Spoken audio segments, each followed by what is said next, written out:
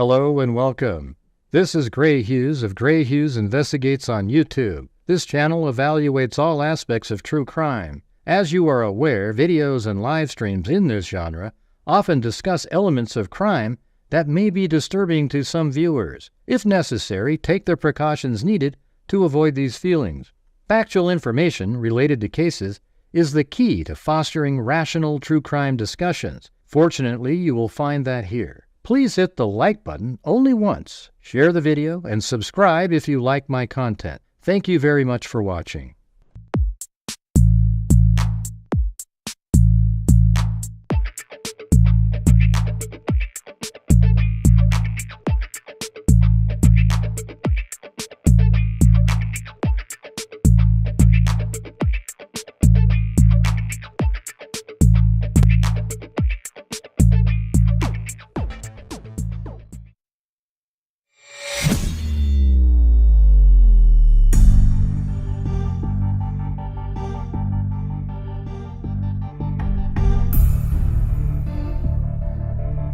Like it's so high up on my...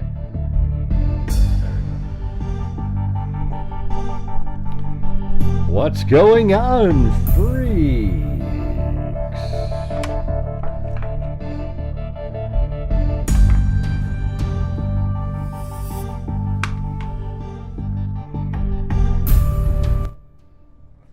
All right, well, I have to get up early in the morning for me over here to do this, or earlier than normal.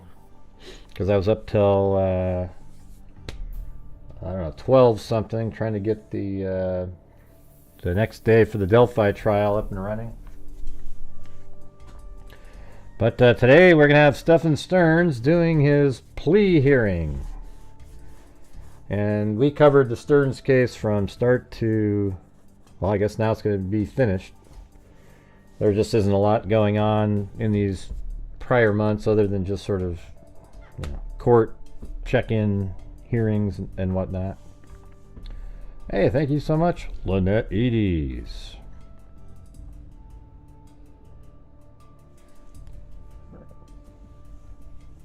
Yeah, so I mean, I don't even know if we want to, but if you remember, like this Stephan Sterns, it's actually pretty complicated, the whole timeline. I don't know if you can see my screen here, but look at all these pins that I have out here.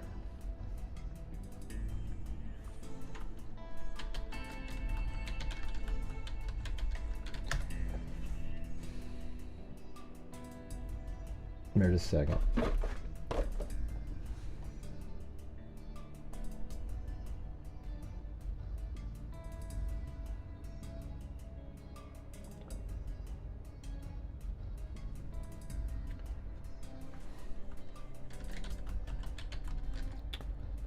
Hey, look at that. CRR, just get the membership.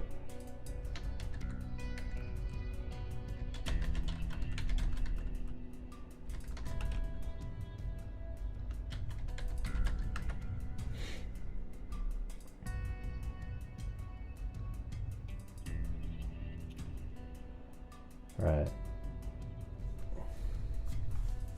So I think it was, yeah, it was February 26th. I always just put the like time and stuff like that on these timelines, but I guess what I could just do it by memory. So Madeline Soto, she had her birthday party. Her mother wasn't able to go; she had to work. Then Stephan Sterns shows up in town. I think this is on the 26th or 25th of February, this party. And so Stephan Sterns shows up as Madeline's being driven home. Sterns is coming into town, and she's a little bit ahead of, or he's ahead of her, kind of. I mean, it's weird how it works, because her aunt drives her home but takes her somewhere else, and then it seems like Sterns sort of waited for her to get home first, and then Sterns comes in because he didn't want the aunt or whatever to know that he was even there. I mean, that part's always been kind of interesting to me. And then, let's see, then Sterns and Madeline Soto are together alone in the house for a while. And then, let's see if I have it on here.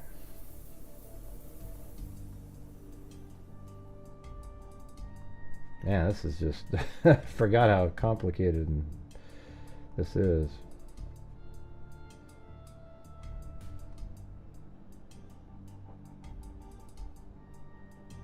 Yeah, so it was 8:43, and then she comes home at I think 9:57 was when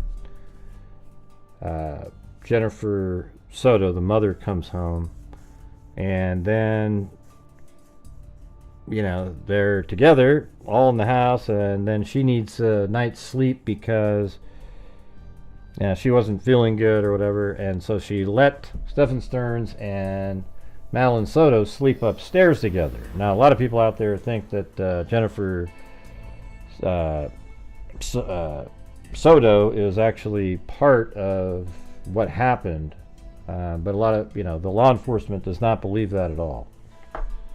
I think when we covered it, there's no information that shows that.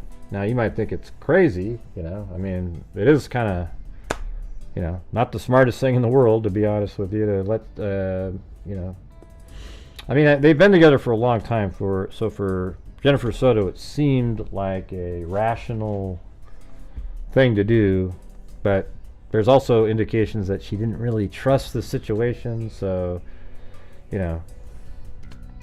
wasn't really. I'm not really sure. I don't think Jennifer Soto had anything to do with it.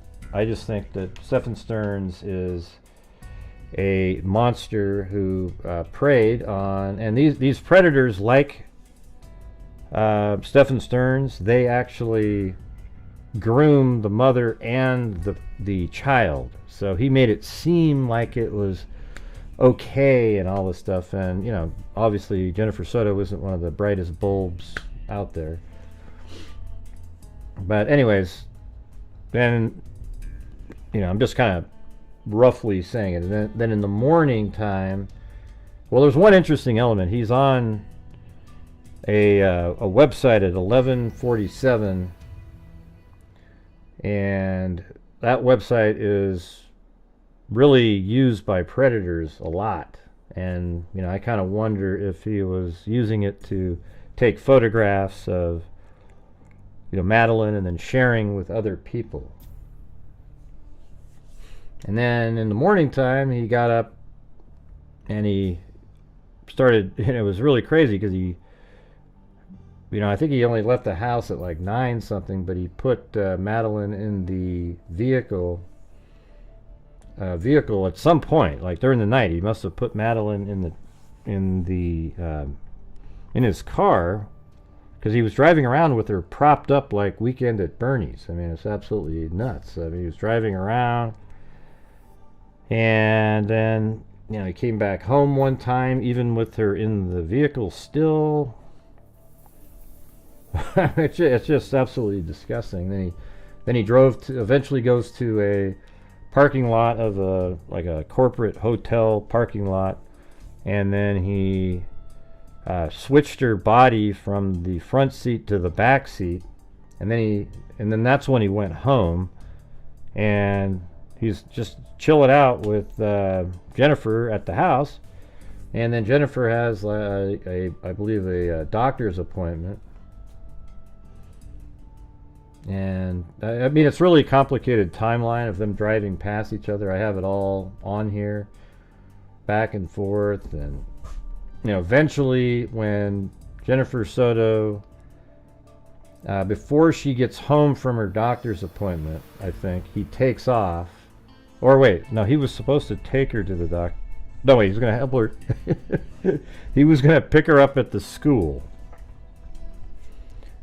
So he was going to drive and help, pick up Madeline at school together, but he took off.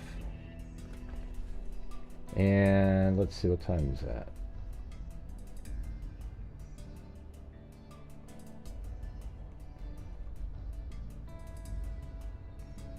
Yeah, but eventually he takes her body all the way out here in a car, and then I think he actually literally got a flat tire out here. I'm just kind of doing this by memory, but he got a flat tire as he was driving. Then he had to pull over, or he decided to pull over here. I'm sure he could have kept driving on the flat tire, but you have to believe he really did have a flat tire, because it'd be absolutely moronic to pull over on the side of a road. He pulled over right here, and then he carried her body when nobody was looking.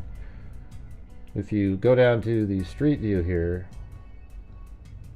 you would be able to tell if a car was coming around the corner way over there, and then from this direction you'd be able to tell if a car was coming at you this direction, right?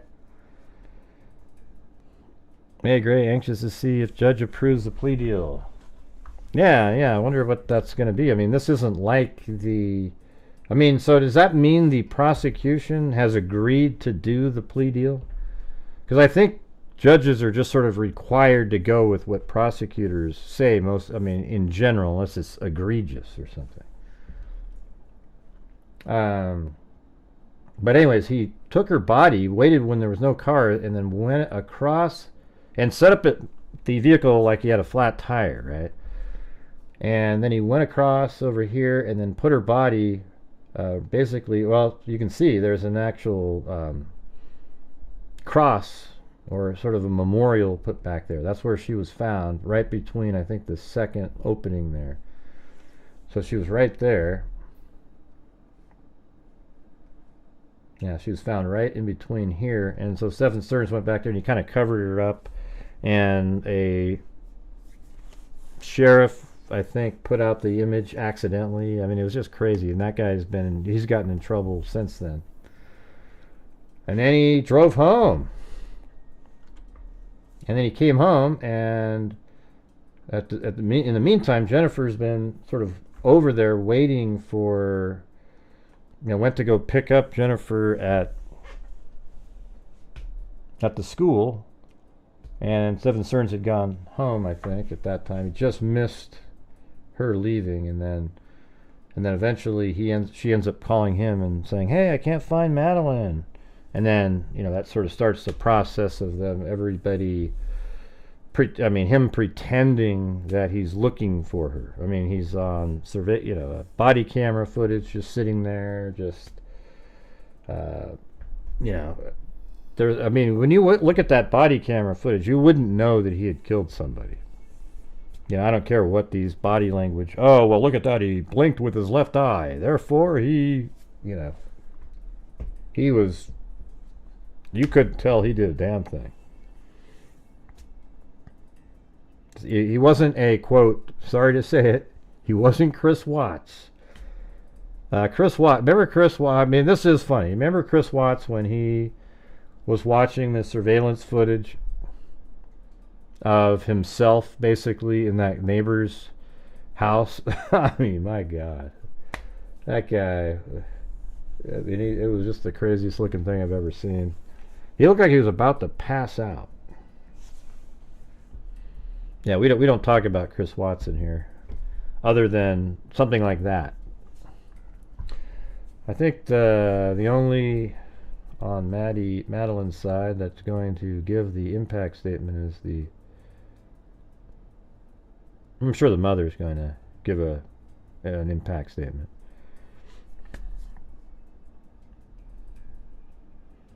I'm sure Madeline will say something. I mean, Jennifer. Let's see. You think who drove home? What are you talking about? Yeah, he did. He drove back to the house, and then he went later to... when Jennifer said, "Oh, I can't find... Madeline hasn't shown up. I can't find her." Then he drove out there.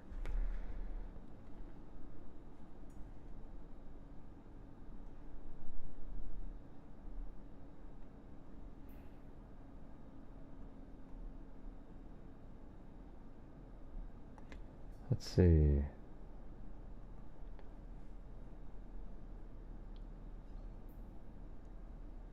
Right, so that's when he's coming back. Right, and then here, 2:43. Yeah, he gets home at 2:43-ish. You know, a little bit after that. That's right. So this is I have all the timeline right here. Let's see, it's 12:49. This is when he takes off with her body. And then he goes here. He's right there at 12:51. Right here at 12:54. And then 12:59 over here. Is this useful at all for you guys? 12:59. Then 1 o'clock he drove. This is with her body in the trunk of his car at this time. And then 1:05 going this way. 1:08 down here. And then 1:08 again, just right in this intersection. 1:09 right there. 1:10.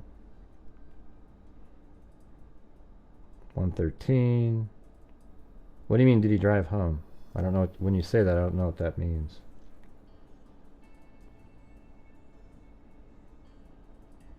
$1:14. $1:15. These are all, and the same cameras picked them up coming back. It's kind of similar to the Brian Koberger, the 1112 King Road camera just kept picking up everything. And then at 1:16, he's over here. Then he drives south. I think it's like on Old, I'm not sure, hold on a second. I think it's Old Hickory. So he's right there, and then oh yeah. So then at this point, there's no cameras after he turns here at 1:16. This camera right there picks him up going this direction, and then apparently there's no more cameras, and he drives all the way around down here on these rural roads. I guess there's something here at 1:20. Don't know what that was, but. And then he goes to the crime scene.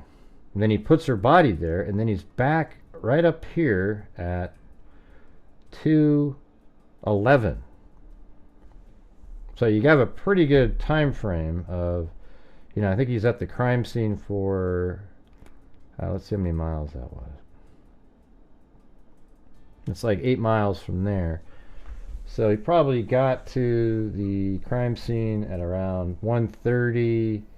You know, maybe he's at the crime scene for 15 minutes or so, and then he comes back, and then 2:11, etc. He goes all the way back, and now like at 2:26, he's up here. 2:28, right over here.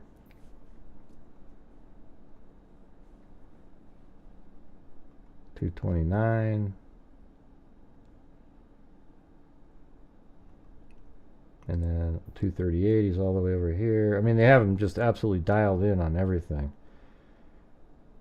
Where are the Proberger types?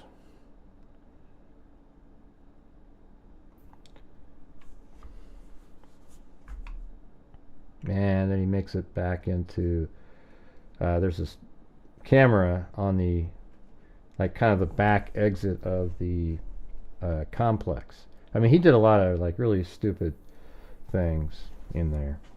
Anyways, there you go. That's, you know, that's about it.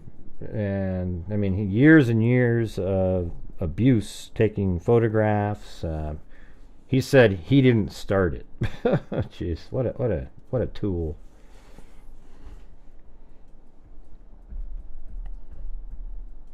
But hey, guys, become channel memberships out there, or if you're out there, if you gift channel memberships, that would be cool too.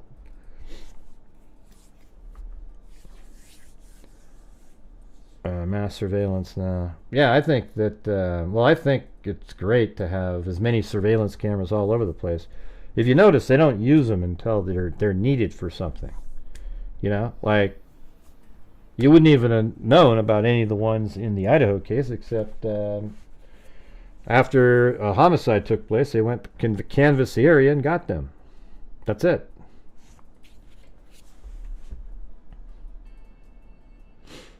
Now, he had some really weird stuff when he was over here. be like kind of, this is in the morning time with her body in the car. He's driving over here, comes up, does a U-turn, comes this way, then drives over there for a little bit. And then he drives up here at 9:44 or so. He's in this parking lot over here. This is where he goes inside. And I think this building here. Yeah, as a matter of fact, I think that is, let's see, where is that? There's a camera that I think was right there that the car drives by, and then he took her up into that building and then put her body from the passenger seat into the trunk. He's on surveillance doing that inside the building. And then after that, he drives back this direction. So let's see, 9:50, he's heading south. And then he makes his way back home. And I think that's when there's a time frame. Let's see. Yeah, that's when I think that's when Jennifer is at her doctor's appointment at some point. I'm just trying to remember. And they pass each other, like she's in her appointment and he drives on a road right outside. And then he goes home. And then I think, if I remember right, she shows up to the home after that. And then they're at home together for a little bit of time while Madeline is outside in the trunk in his vehicle. I mean, this guy is a sick person. I mean, I won't even say, like, when you say sick, it's like, oh, okay, so, he had something wrong. No, he's I mean, like a monster,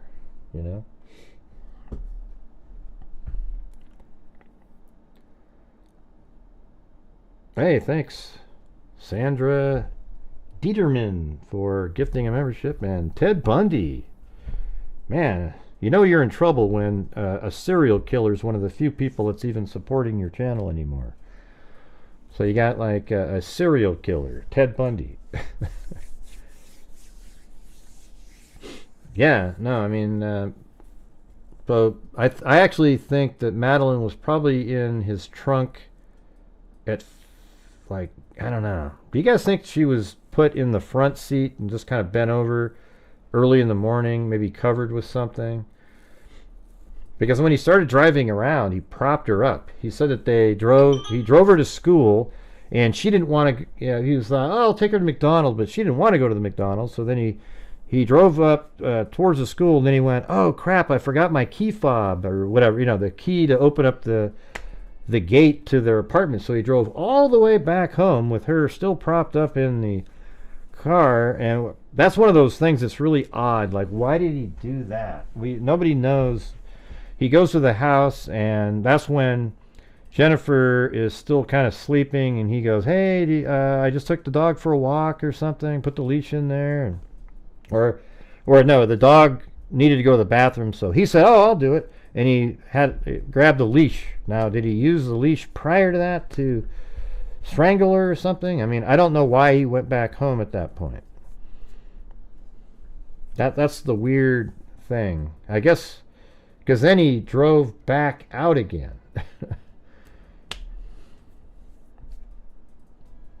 Hey, look at that. A serial killer just gifted a membership. Ted Bundy again.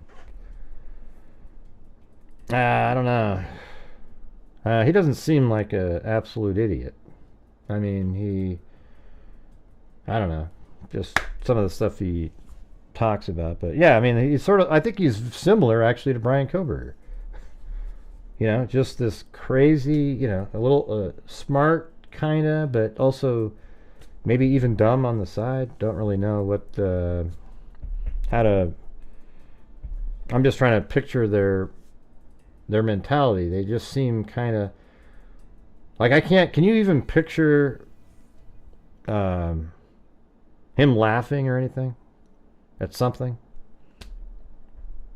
I've never even seen anything remotely similar to a laugh or a smile or anything. He just seems like it's pretty flat. other than when he tried to pretend to be crying when he was in those interviews. What an idiot.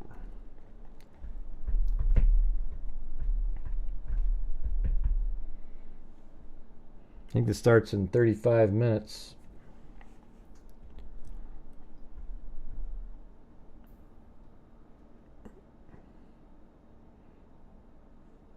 No, I don't think so. Because he was supposed to take, well, maybe Sandra, but I mean, it sounds like he was going to be taking her to school in the morning. Remember, because she already knew that. So I don't know why he needed to go back to the apartment.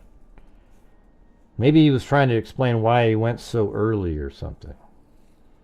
That's right, because wasn't it 7 something? Let me go look.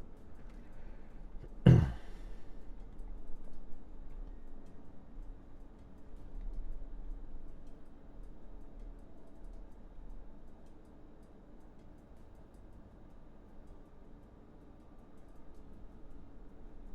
think I have it right over here.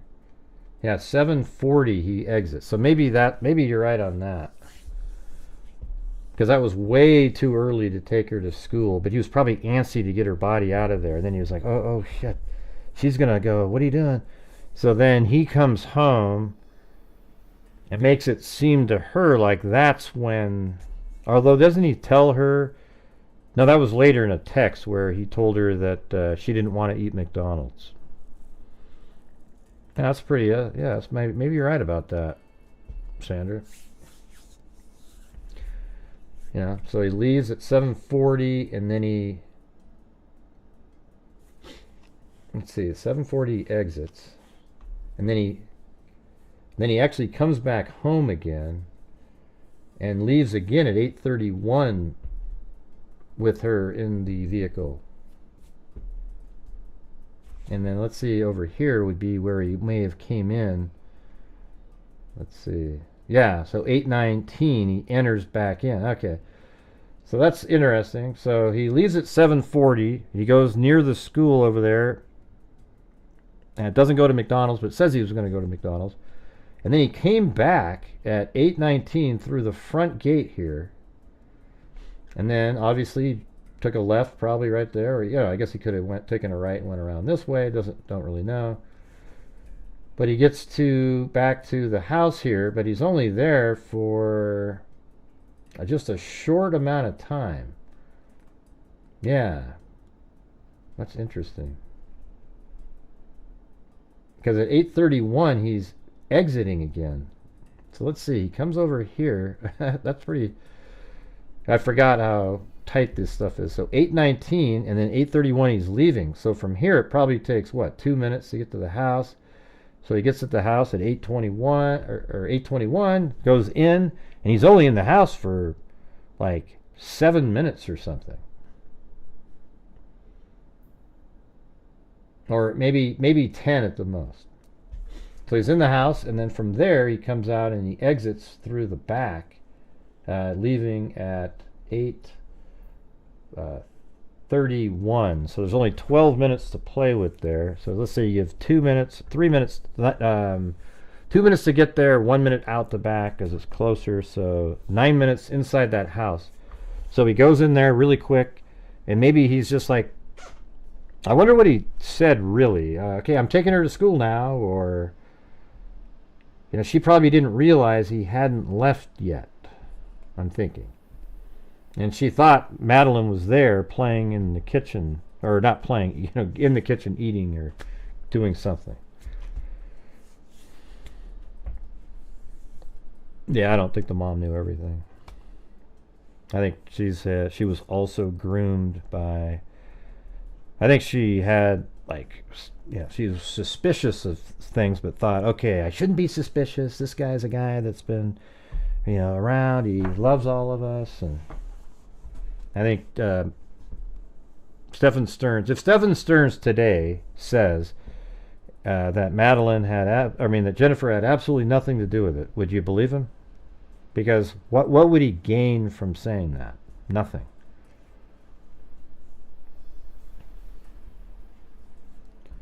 The hearing's supposed to happen here in 32 minutes.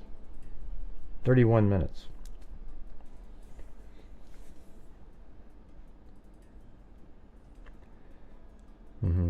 I know, like, I always get hate when I say I don't think Jennifer knew what happened that day or anything.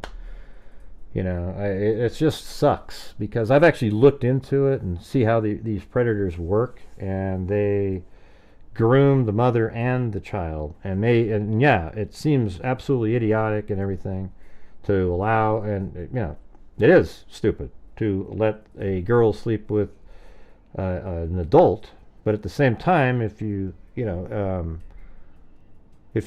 married to somebody, you probably wouldn't mind. Like if the biological father did it. Now, if you got a stepdad, you probably wouldn't let your child sleep with a stepdad, but isn't that sort of a sad commentary in a way? Like, oh, well, he's a stepdad, but I can't trust him at all because I think he'll sleep with my daughter if they go sleep in the same bed together. So it's kind of a crappy, sort of situation that our society's in, that we can't even trust anybody. No, it doesn't prove otherwise, Kelly. I know that you want it to believe that. I bet you've spent the last 6 months trying to prove it. Yeah, there's nothing in there that proves otherwise. Now, she hasn't been charged because, as the detective said, is they do not believe she was aware. And don't you think they know better than us? I mean, I'm just saying, do you guys believe that the investigators in this case know more of the facts than we do? Put a 1 if you believe that. I hope Kelly even types in a 1. Do you believe that the detectives and investigators in this case know more about the case than we do? Put a 1 in there.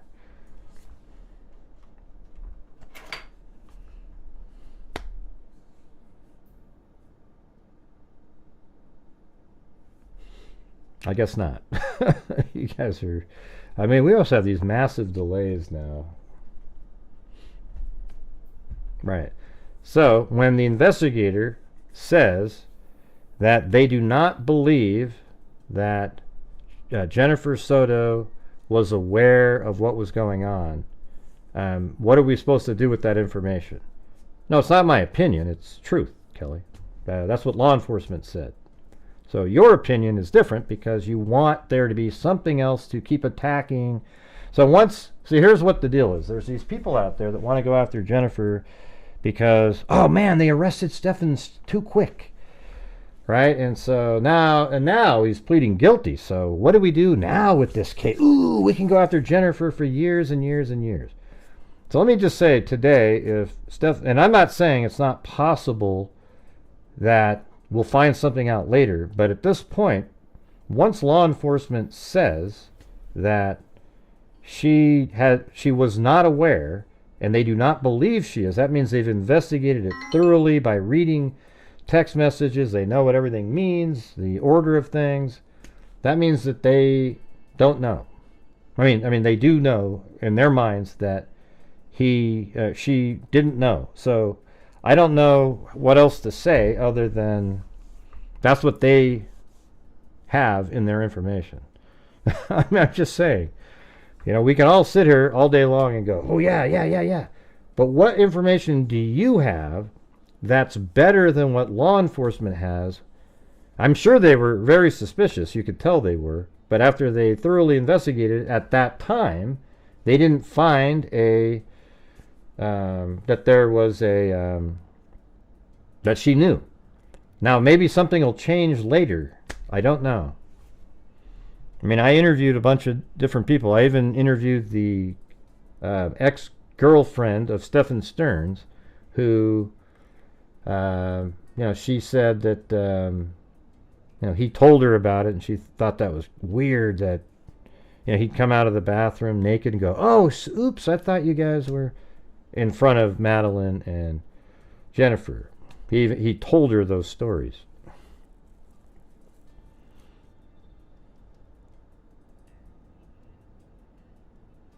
Yeah, but when you say somebody should have known, if she didn't, then she didn't. So when you say should have, I don't know what that means. Nah, she doesn't need to be charged. Yeah. Now who needs to be charged is Stephan Sterns. I think Jennifer probably has enough torture going on in her mind for not, perhaps not protecting. I know, it just sucks. Every time this conversation comes up, I should probably just avoid it, not tell you what I think. Just people just get so revved up. Thanks, Ted Bundy, again. So if you guys are watching the channel and you want to help support the Grant Hughes Investigates YouTube channel, I would appreciate it. So far, we basically have a serial killer that's been supporting the channel today. Same state that just let a 17-year-old boy off on murder, even after murdering his dad in another state. That's where the issue is. I don't know what that has to do with anything. That's not this case. Nobody will ever convince me that she didn't know. Okay, well, you can believe whatever you want, H-Doc. That's probably why you haven't been around in a while, because I dared to say that she was groomed too.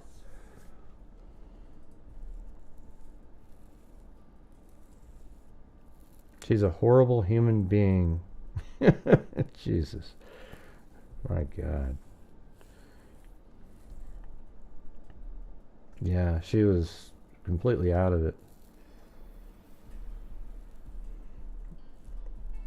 Yeah, Florida is not, every state can point to a case where somebody was let out or whatever, but Florida is one of the most strict states there is on everything.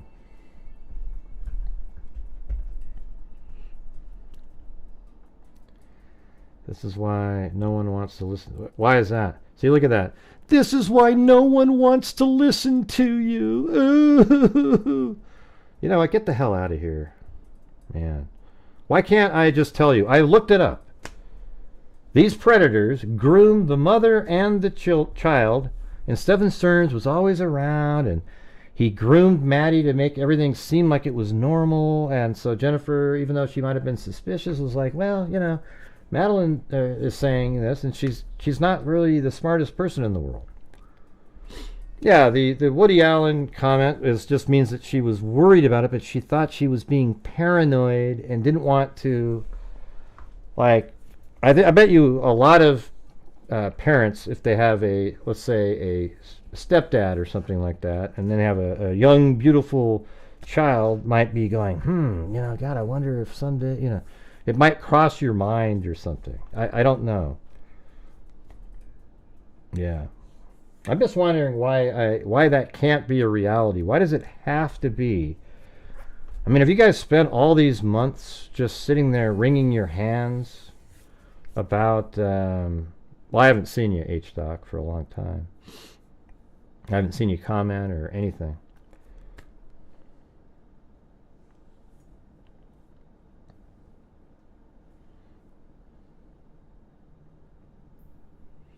Mm-hmm. Yeah, I think the mom was groomed, and yeah, maybe it's... I mean, I don't disagree that maybe she should have been more aware of what was going on, and acted out on maybe some of her instincts, but she just seemed like she was always... look at her. She's sort of drugged up. She's got all these mental conditions. I think she was a perfect target for somebody like Stephan Sterns. I bet Stephan Sterns wasn't even attracted to her at all. Feelings aren't facts. Right. I know everybody types in, I feel like... And then see how they get so angry at my opinion. They say, this is why nobody watches you. I would hope people watch me because I actually think through things and look at the elements and the facts of a case and put it together, and I'll tell you what I think. I got the same shit in the Debbie Collier case. Remember that case, you guys? Debbie Collier? I bring this up as an example. She was a lady that they found her burned, and I said, I think she took her own life. And everybody goes, oh, Gray, that's crap, man. That's crap. Oh, I'm never watching you again, Gray. And guess what? That's exactly what happened. Even after the detective, or I think an investigator that I talked to, he said, Well, we haven't been able to find the can of, you know, the fuel source. You know, something should have been at the crime scene. And then later on, and then I had to tell everybody, go, well, they think it's a homicide because they couldn't find that. But it still looks like she took her own life to me. And then, lo and behold, they found the melted gas can. And therefore, then they concluded she did take her own life. But why can't I just say what I'm thinking without being punished? Right. That's what I'm trying to say. It's like I'm not just some dummy that just, ooh, willy-nilly, you know, Jennifer didn't do anything. I mean, at first I was like, huh, yeah, look at that. I wonder if she... But then after going through the whole thing, she didn't know what was going on that night. You can tell by the body camera footage that she had no clue. She was trying to find her daughter. Yeah, that was a strange one, wasn't it? I mean, you see her actually go in and buy all the items. I mean, that should have been sealed the deal for everybody. Once you see her buying the actual items. But hey, 8675309, Ron Pexa. Oh wait, hold on. What's the other one?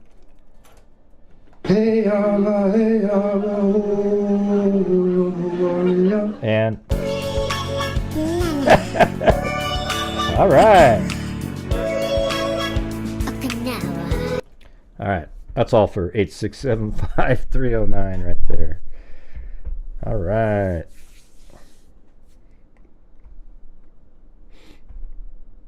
Yeah, I think that was. Why do you guys think he did this, though? So I always thought when the case first happened, I thought the only reason that he would need to kill at that point would be, the main one would be is if she was pregnant.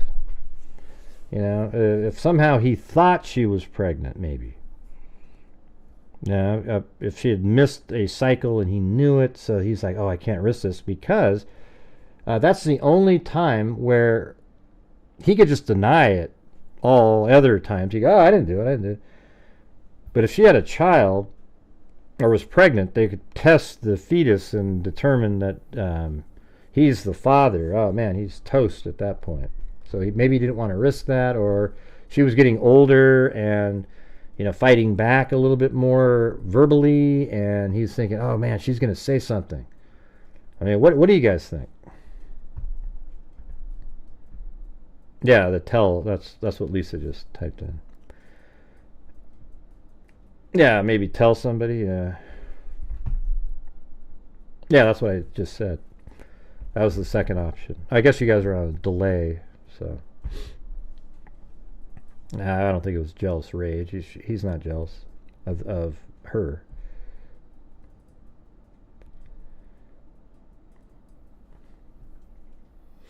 Yeah, that's what I think. I think wasn't very bright. I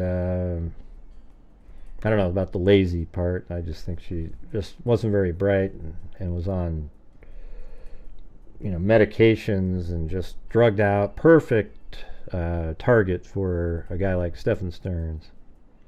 I mean, Stephan Sterns, if you remember in some of the interviews that I did early on with, I interviewed 4 of the friends. And one of the friends said that when he went in, he was at the apartment they lived in, he set up a camera and was filming one of the roommate's girlfriends and storing it on an internal network. And then they also said that, you know, this is what was said in the interview. I don't know if it's true, but that Stephan Sterns' mom paid off that roommate not to say anything. And that's why Stephan Sterns' mom, you know, doesn't like me at all. Like, they hate my guts and stuff like that. But, you know, maybe look in the mirror sometimes. You guys raised an absolute barbarian. Then, you know, later on, it turns out he's filming the roommates in the house that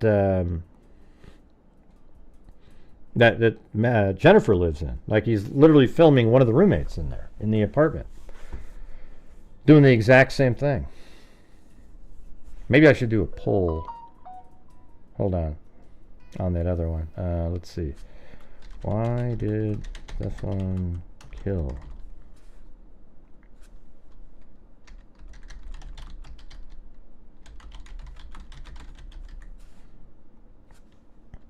Let's see.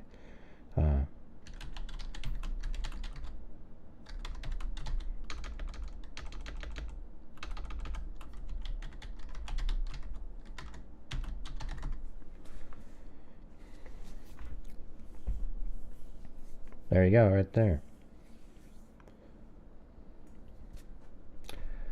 I bet you I'd have 600 people watching right now if I said, "Man, God, they should throw Jennifer in prison for the rest of her life. She had to have known everybody." Oh.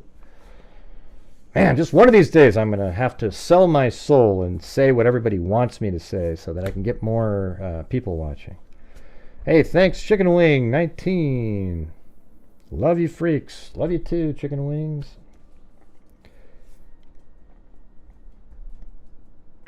When this first happened, I remember you referred to Sterns as a pile, and that's exactly what he is. Yeah. Yeah. Poor Maddie didn't have a chance.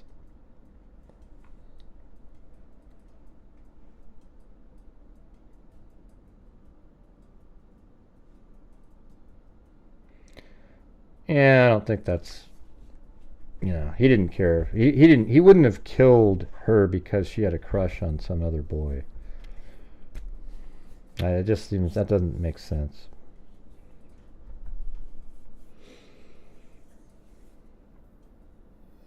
Sad situation for a family to have to go through this. Yeah. He got kicked out and he lost that sphere of. Yeah, that's a pretty. Yeah, that's something I think we talked about, that he got kicked out. Now he's lost his control of the situation. You know, like he wasn't able to always keep an eye on the situation. That's a pretty good one too. So he felt, well, that's kind of would equal, you know, to the scared Madeline would tell somebody. That would be that one. Oh, I hear sound. I hear sound.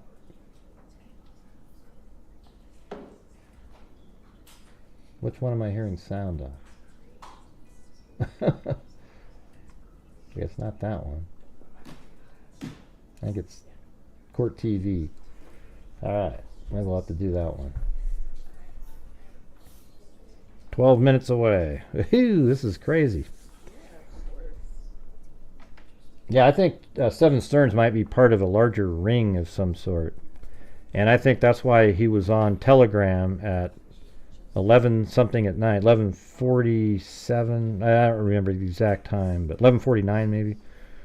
And I think he was possibly filming something and putting it on.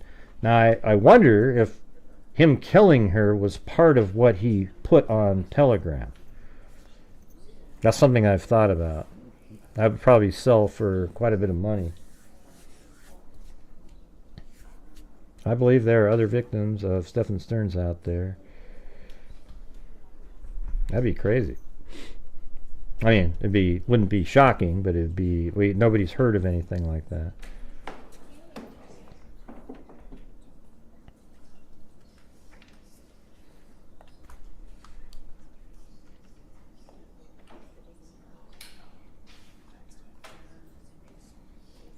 But I don't mind anybody thinking that Jennifer is knew something about it. I mean, we don't have to agree on everything. I mean, I think she became suspicious of him, but I don't think she knew that he killed her or anything like that.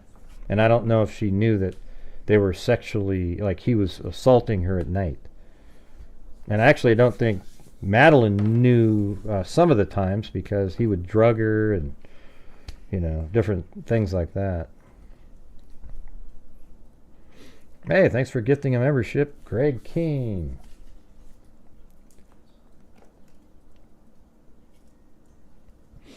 Yeah, I don't think she's a great mother either. I think she's sort of flaky, kind of, you know, she thought about herself over her kid.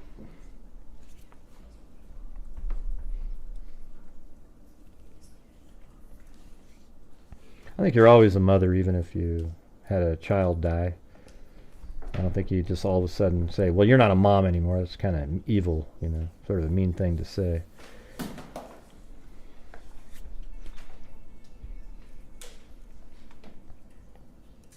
Yeah, she definitely is more into herself.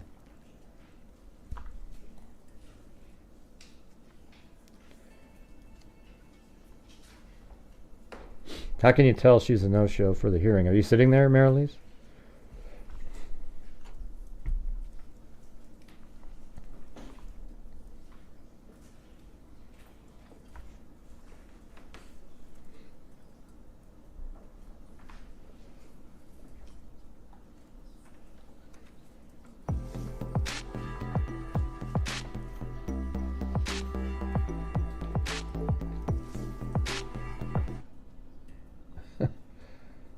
Alright.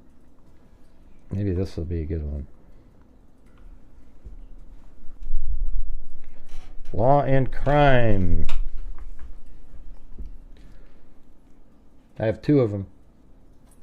This one has, I think they must have a pool feed there.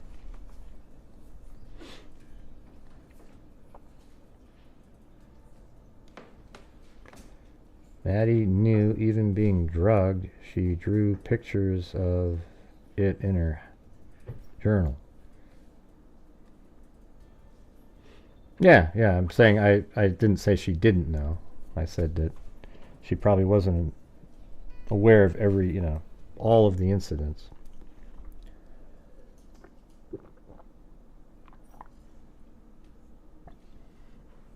I don't know. Did I word it like she didn't know anything? I meant to say like she just wasn't aware of all the different times. She might have thought, I don't know.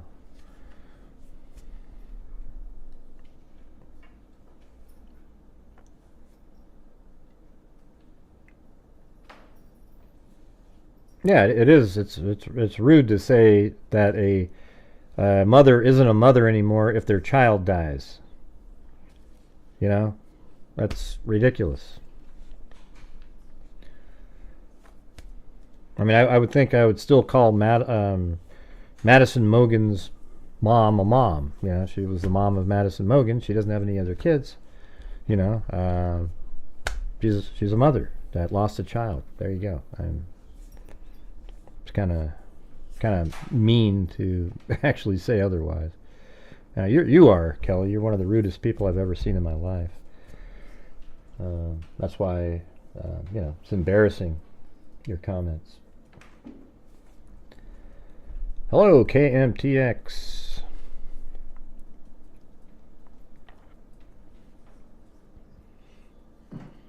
Oh, I thought you were talking about I thought maybe what I said was too broad. Thanks, Sandra, for clearing that up. Hey, my brain was working, I guess. This is sort of early for me. I mean, I usually go to bed at like 1 or 2 because I'm up preparing a lot of stuff for the next day. And then, you know, get up at like 9 or 10, you know, sometimes. And you go, hey, it must be nice to sleep. Well, I mean, I guess, but it's the same thing as going to bed at 8 or 10 and getting up at 7. I mean, it's no different. Why can't people come in here and be normal? I don't know, man. Well, people have like a vendetta against me because I don't buy hook, line, and sinker that Jennifer was this willing participant in Stephan Sterns' sexual escapades with her child. You know, because I don't believe that, I forgot about that element. I should have realized when I did this show that I shouldn't even talk about that part. And just let people say whatever they say and don't speak up. But that's just not my personality, so. Oh well.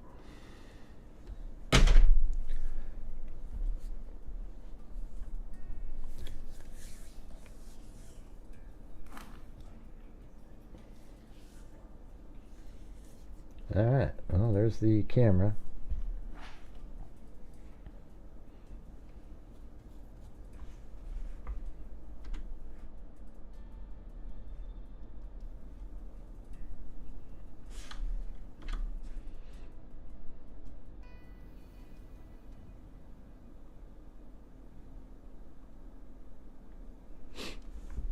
read some of the comments over there. Who's next, Jennifer? Man, you know that's going to happen over there.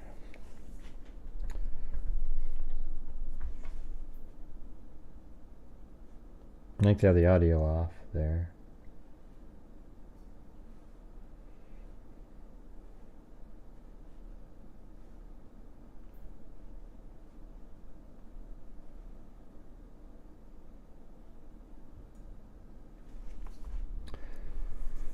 Let's see. He probably started as soon as he started dating Jen. I think he started grooming her back then. It takes a while. They have to do these little certain, little techniques with the little toys and gifts, and I don't know if that's why he was into Pokemon or anything. Because I've seen Pokemon's this huge industry. I was totally naive on that topic. It's like this whole playing card thing with conventions, and there's YouTube channels, and they buy and sell cards, and so it's its own thing. But I think some of that other stuff he was doing, those little toys that he would buy.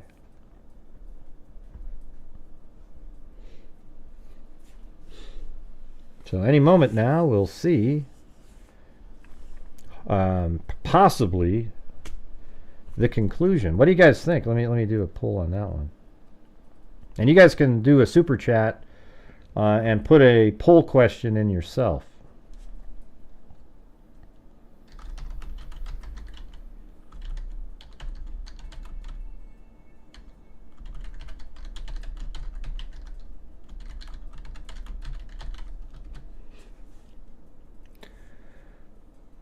And there's two cases, the sexual assault case and then the murder trial. There's two of them. The murder case was coming up later. Hey, thanks CRR123 for gifting 5 memberships. And we've got, who got them? Yeah, I agree with that, Ramble On. Sandra Dieterman. Hey, look at that, Sandra. You got a membership gifted to you. And then Corin Edge 897, Cy FFS Britain, and DD Bucks. They're probably like, oh crap, I didn't want to be a member here because you don't believe that Jennifer Soto is a monster. I don't like Jennifer Soto. I don't think she is a good mom. I just think that Stephan Sterns was able, with his little slick talking and the way he groomed Madeline, was able to make her, even if she was a little suspicious, she would just sort of doubt herself. I mean, I bet you a lot of you have dated guys that are really good at convincing, like gaslighting, Now, is he coming in right now?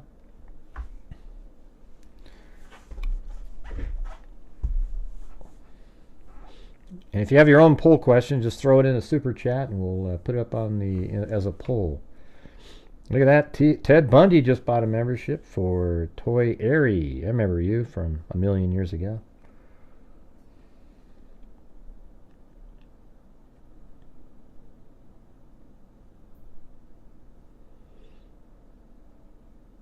Oh, God, that's probably worth millions, Courtney. I mean, my God. There's this one guy, it's just kind of fascinating. I don't know anything about the cards, but it's just amazing the knowledge that these guys on YouTube have of each card and, and what it's worth, and they cut a deal right there live,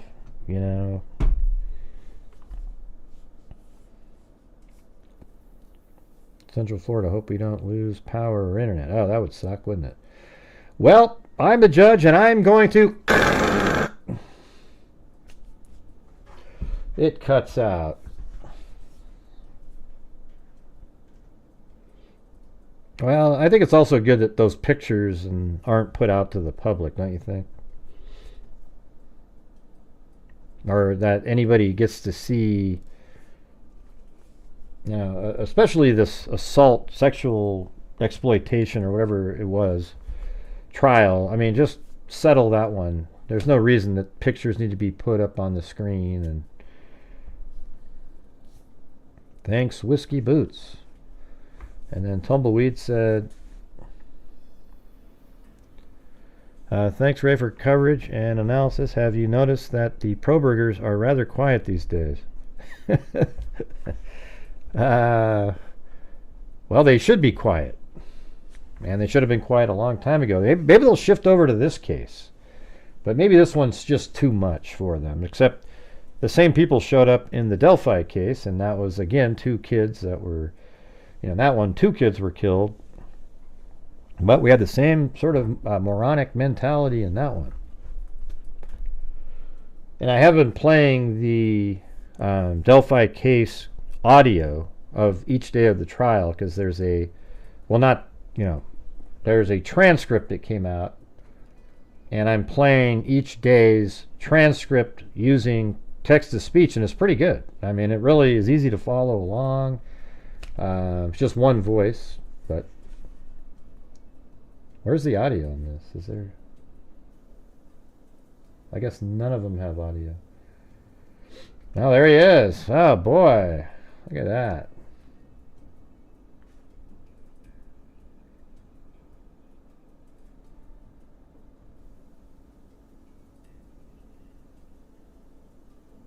I'm not sure why there's no audio on either of these. There's now. I can hear it.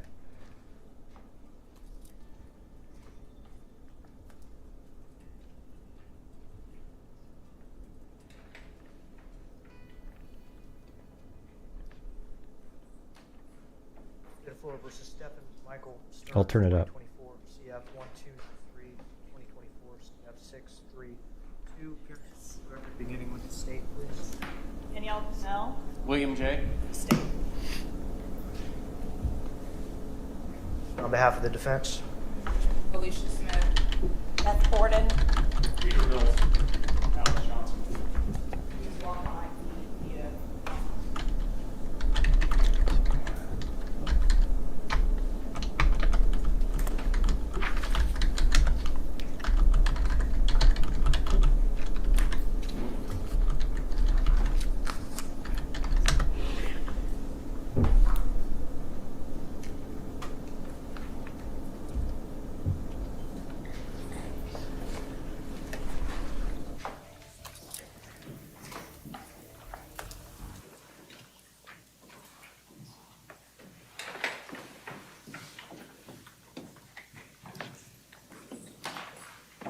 Floor versus Stephan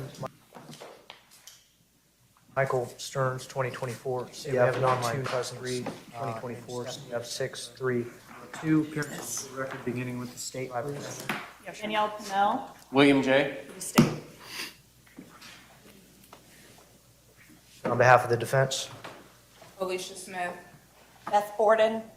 Peter Mills. Alex Johnson. Please walk behind me via.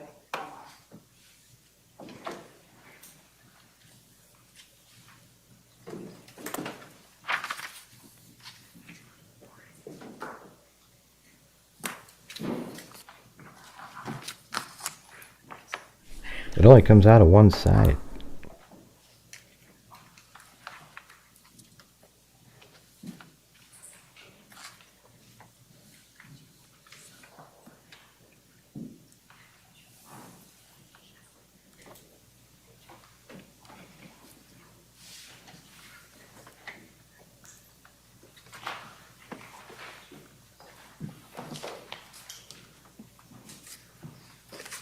We have an online presence named Stephanie. Is that representative from the survivor family?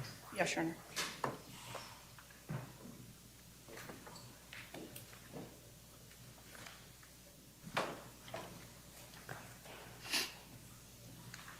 Court has admitted an online presence, Stephanie.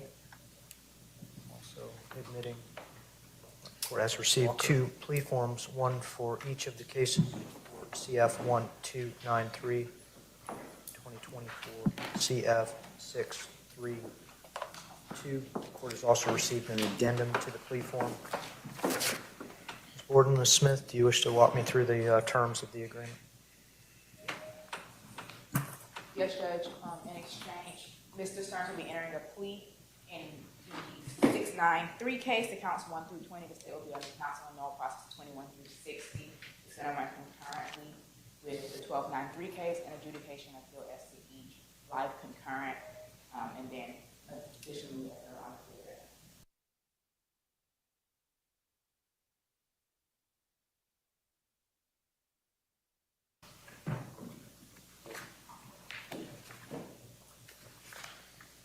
And the audio's ridiculous.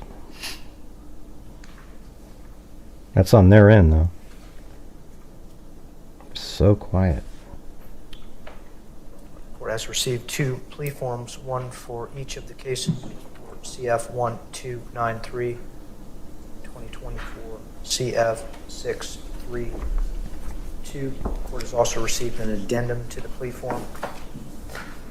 Ms. Borden, Ms. Smith, do you wish to walk me through the terms of the agreement? Yes, Judge. In exchange, Mr. Sterns will be entering a plea in the 693 case, the counts 1 through 20, the state will be under counsel on all process 21 through 60. It's going to run concurrently with the 1293 case and adjudication appeal SCE live concurrent, and then additionally Thank you. And state as to the addendum.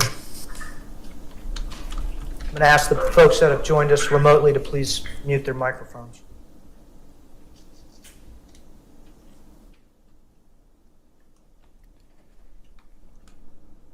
Okay. I mean, the audio is so low. Considerations in the addendum to the plea form. Like -6 is a good audio level, and they're at -30. We are just incorporating the addendum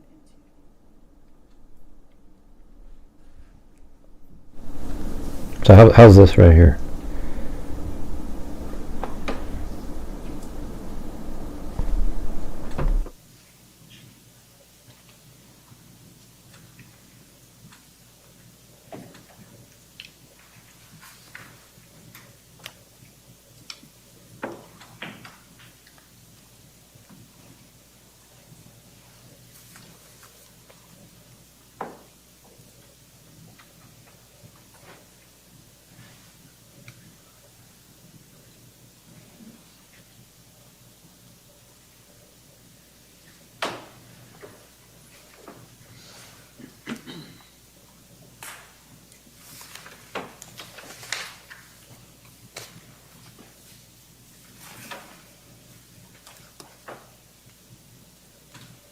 State of Florida filed a notice of intent to seek the penalty of death. That was on June 7th, 2024. Is the state formally going to be withdrawing that notice of intent to seek the penalty of death?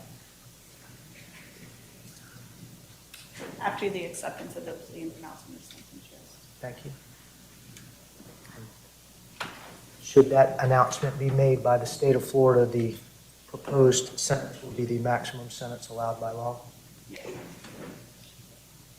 Mr. Sterns, I'm going to place you under oath. Please raise your right hand. Do you solemnly swear or affirm the testimony you are about to enter into this case to be the truth, the whole truth, and nothing but the truth, so help you God? I do. I have 2 plea forms in my hand. One document looks like this. Second document looks like this. They're each plea forms for your respective cases. They each have a signature. That signature is the same on both plea documents. That signature is next to my finger. Can you tell me if that is your signature? It's hard to tell from here. Deputy, will you provide these forms Yes, Your to Honor. the defendant? That's classic Stearns. What a dick.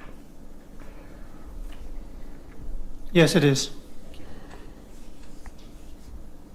What your signature and a set of initials after each of the 26 paragraphs on each document, those initials being SS, tell me is that you have had an opportunity to read these documents. Do you have any difficulty reading and writing the English language? I have no difficulty. And your signature indicates that you are aware of each of the 26 paragraphs and all of the terms and conditions of these 2 documents. Is that correct?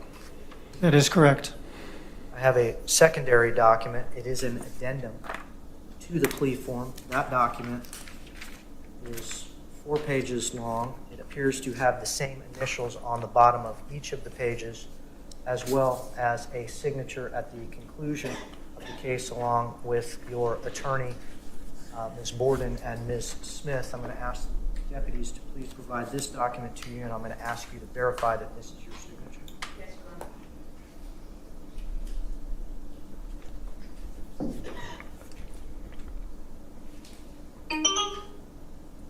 Yes, it is. What your signature on this document tells me is that you have had an opportunity to read this document, go over it with your attorneys, and you understand the 13 additional conditions of your plea agreement. Is that correct? That is correct. Each of the plea form goes over what your trial rights would be. In 2024 CF 1293, you are charged with the allegation of first-degree premeditated murder. In 2024 CF 632, you are charged with 60 counts. The first 9 counts being sexual battery with a child 12 to 18 years of age, counts 10 through 13 being sexual battery with a child 12 to 18 years of age, counts 14 through 20 being lewd or lascivious molestation, counts 21 through 60 being unlawful possession of materials depicting sexual performance by a child, 10 or more images. Your Honor, counts 1 through 8 are sexual battery on a child under 12. My apologies. Counts 1 through 8 are capital sexual battery on a child under 12.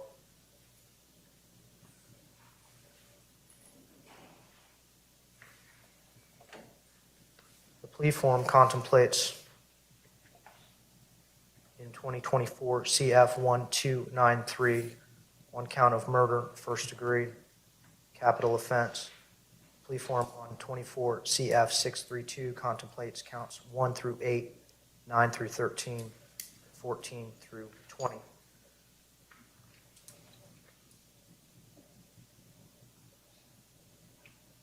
With the representation that the state of Florida is withdrawing their notice of intention to seek the penalty of death upon acceptance of this plea, the maximum potential sentence on 24 CF 1293 would be life in prison without possibility of parole. Has the maximum sentence been explained to you? Yes, Your Honor. And in 24 CF 632, counts 1 through 8, the maximum potential sentence would be a mandatory sentence of life in prison without possibility of parole. 9 through 13 and 14 through 20 would be first-degree felony allegations with a maximum potential sentence of up to life in prison. You understand those maximum potential sentences on that case? Yes, Your Honor. Do you understand that you have a right to have a jury trial as to each of these allegations? And at the jury trial, the state of Florida would have to prove those allegations against you beyond and to the exclusion of every reasonable doubt. At that trial, your attorneys would be with you. They are experienced, board-certified criminal expert trial attorneys. They would be cross-examining witnesses, examining the evidence against you. You would have a right to present your own witnesses and your own evidence. If you had witnesses that did not want to come to court, you could have asked me to make them come to court with a subpoena. You could have spoke at your trial, or you could have exercised your right to remain silent and not spoken. That would have been your decision after you talked those decisions over with your attorneys, and your jury would have been instructed not to consider your decision to remain silent in any way in rendering a verdict. You would have had a right to have your trial recorded and appeal any errors that occurred in the process. Do you understand you are giving up all of your trial rights if the court accepts this plea? Because I will be imposing the sentence that you have agreed with the state of Florida to be imposed upon you, and we will not be having a trial on any of these matters. Do you understand those things? I understand.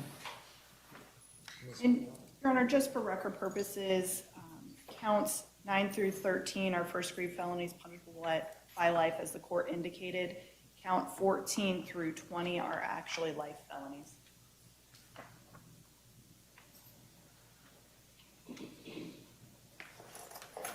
We don't know who's there currently.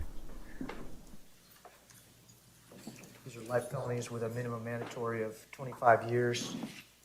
Is life a required sentence, or would that be a punishable by life offense? It's a life, punishable by life offense. I just wanted the record to be clear. This court indicated first-degree felonies, punishable by life. I just wanted. They seem like they're nervous. He's not going to get the 14 maximum. through 20 Come are on.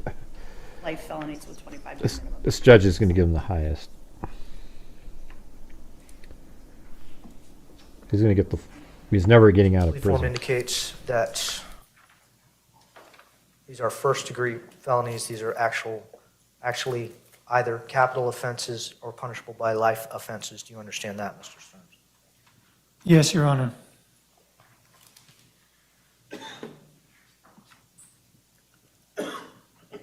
Is anyone forcing you or pressuring you into make the decision to resolve your case this way?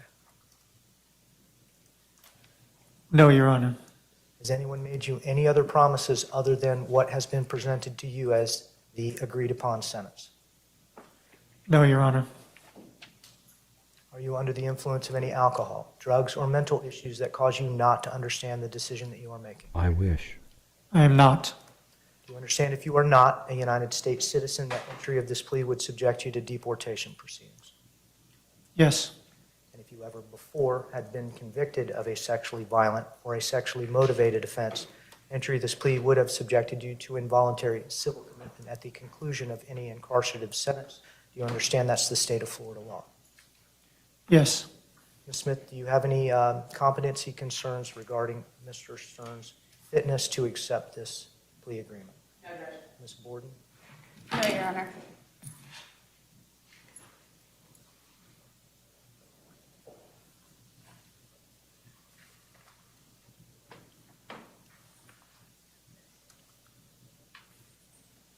Mr. Sterns, based on your responses to the court, based on your indicating that you have reviewed this decision with your attorneys, based on your initialing of the plea form and your acknowledgement that you understand all the terms and conditions, rights and obligations on these plea forms, including the addendum, the court is going to make a determination that you are alert, that you have had an opportunity to discuss this with your attorneys, that you are making this decision freely and voluntarily and without coercion. The court accepts your plea. Let me see the attorneys.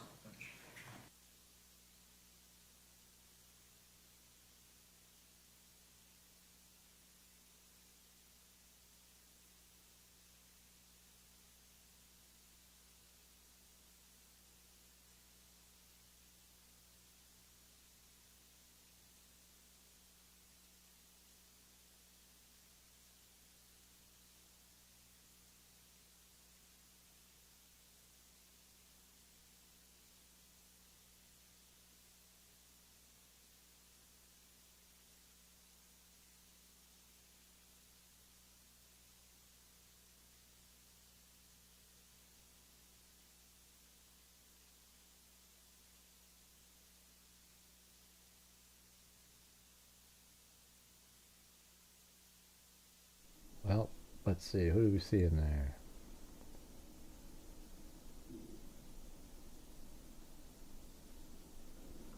I think that's her. This is where the family would be. That was that was the grandmother back there, I think. So I didn't see Jennifer there, but maybe that's for safety reasons. I mean, if you could see earlier in the show, the feverish nature, I would imagine any of the people in here that are like, oh my God, if they saw her in person, they'd probably try to attack her, because they're so overboard, hatred, even to somebody they don't even know or anything. It's almost like virtue signaling. But I did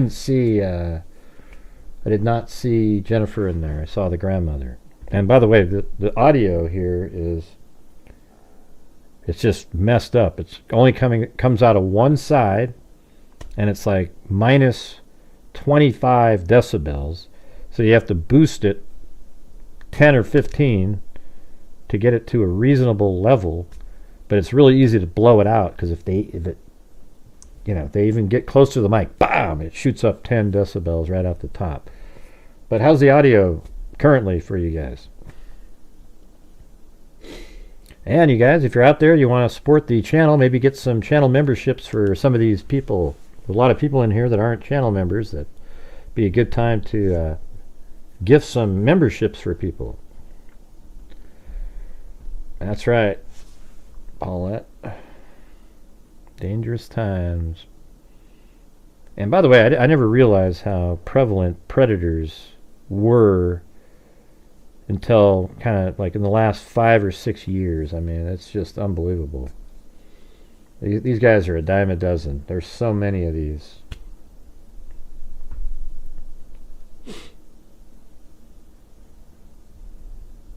Yeah. I mean, I think there's millions of Stephan Sterns in this country.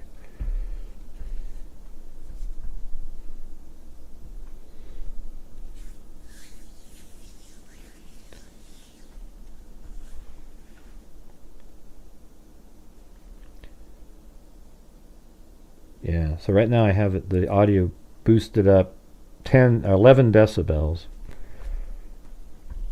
But then it seems like when the judge speaks, it just goes up too high, or Stephan Sterns. So I'm constantly like shifting it around. Hey, look at Wendy Woobles. All right.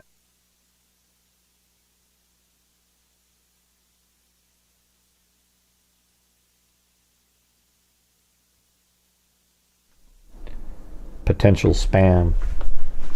All right, Wendy Woobles, thanks for getting the membership. Oh, look at that. Hey, it's Sharon Gornick, a name from the past. All right. And Wendy Woobles. I haven't seen you guys. Very cool, very cool. MSR 305.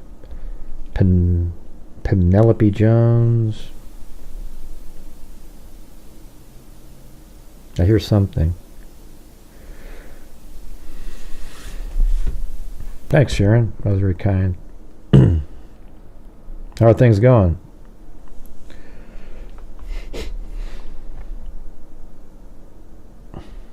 Just covering the plea deal of Stephan Sterns. Jason.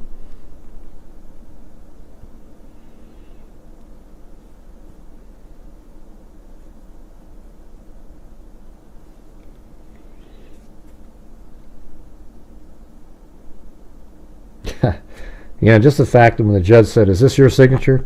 Well, I can't see it right now, so can you?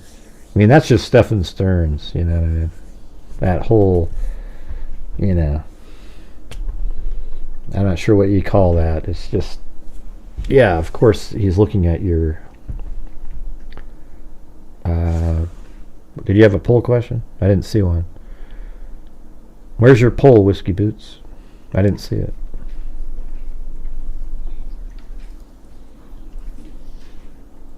Court has had discussion with Yours the doesn't parties have a poll regarding, question.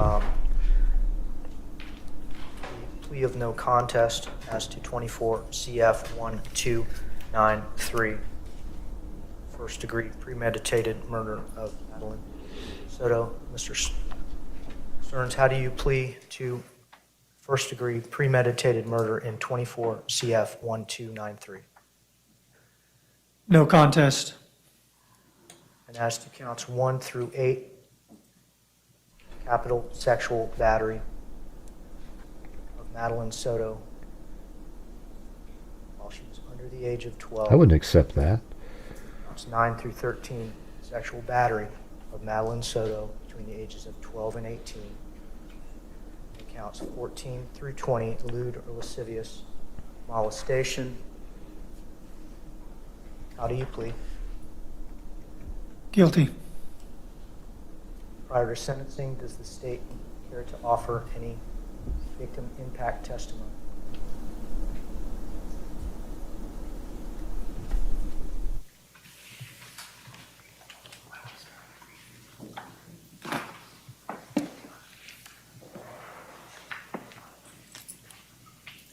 Your Honor, the first will be a written statement from Madeline's maternal grandmother.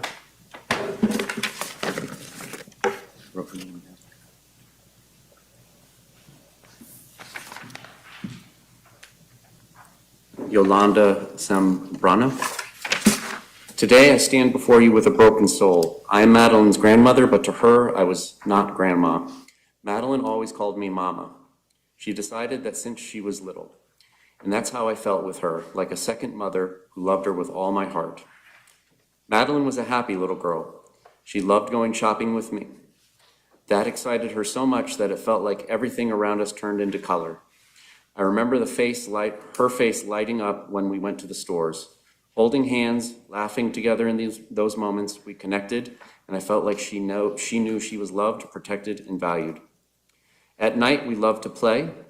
It was in those moments, just before bed, that she laughed the most. Sometimes it's hard for me to close my eyes because I still hear her laughter. It was free, sweet, and sincere laugh, a sound I will never forget as long as I live. But that laughter was silenced by a horrific act. The very man who betrayed her trust, her innocence, her body. And if that wasn't enough damage, he took her life. And with her, he killed a piece of our souls. Since then, life has never been the same. Our family is empty and broken. There are days when the pain is so great that I feel like I'm drowning. And every time I think of everything she could have been, everything that was stolen from her, it hurts even more. Because Maddie wasn't just a victim. She was a little girl with a beautiful future, with a unique light, with so much love to give and receive. Today I am here because Maddie can no longer speak, but I can as her grandmother. As someone who loved her with all that I am, I come to ask for justice for her memory, for everything she lived through and should never have lived through. Justice so that no one else has to go through such a horror. I will never forget Maddie, her voice, her laughter, her eyes, her dreams. All of that lives in me, and so it will live forever. My beautiful girl, one day we will be reunited and we will never be separated again. I love you with all my heart. Thank you for listening to me with deep pain and eternal love.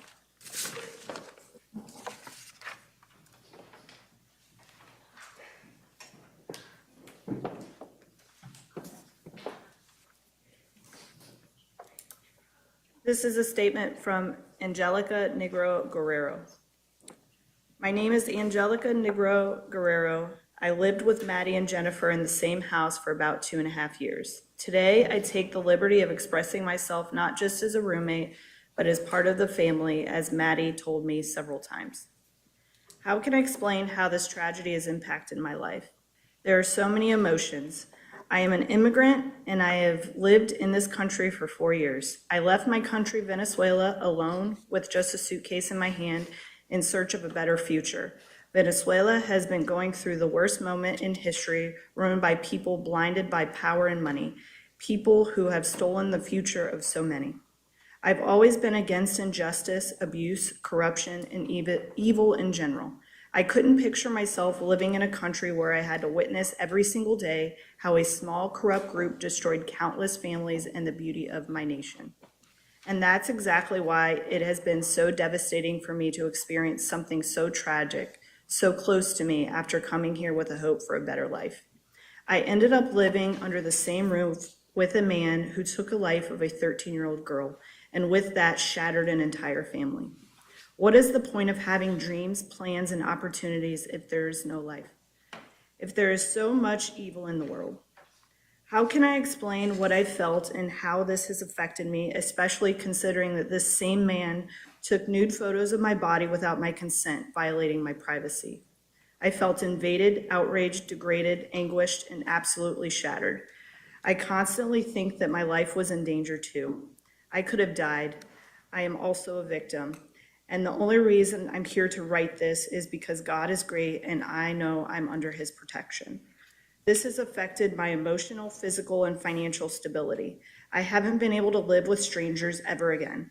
Right now, I rent an apartment by myself. I pay it with all my effort just to feel safe and at peace. If I already had trouble trusting people before, now it's even harder. I can't imagine even handling a neighbor too close because it gives me anxiety. I tried to get psychological help to move forward, but this is something that will forever remain in my memory and continue to affect me deeply. To this day, I wish I could wake up and realize none of this ever happened, that this was just a nightmare. I wish I could still be spending time with Maddie, making her arepas with cheese and butter like she loved, and practicing our languages together. Me learning English and her learning Spanish. I'll never forget the words she always told Jennifer. Mommy, I would love to learn Spanish so I can talk a lot with Angelica. I think about all the time, and I wish it had been me who spoke English fluently back then. Maybe she would have opened up to me about the hell she was going through with that horrible man. I want justice for Madeline and for all the girls and women who have lived through something similar. I want him to pay for all the pain he caused her and the beautiful family I love with all my heart. I send all my love to the sky to Madeline so her soul may find peace. Angelica.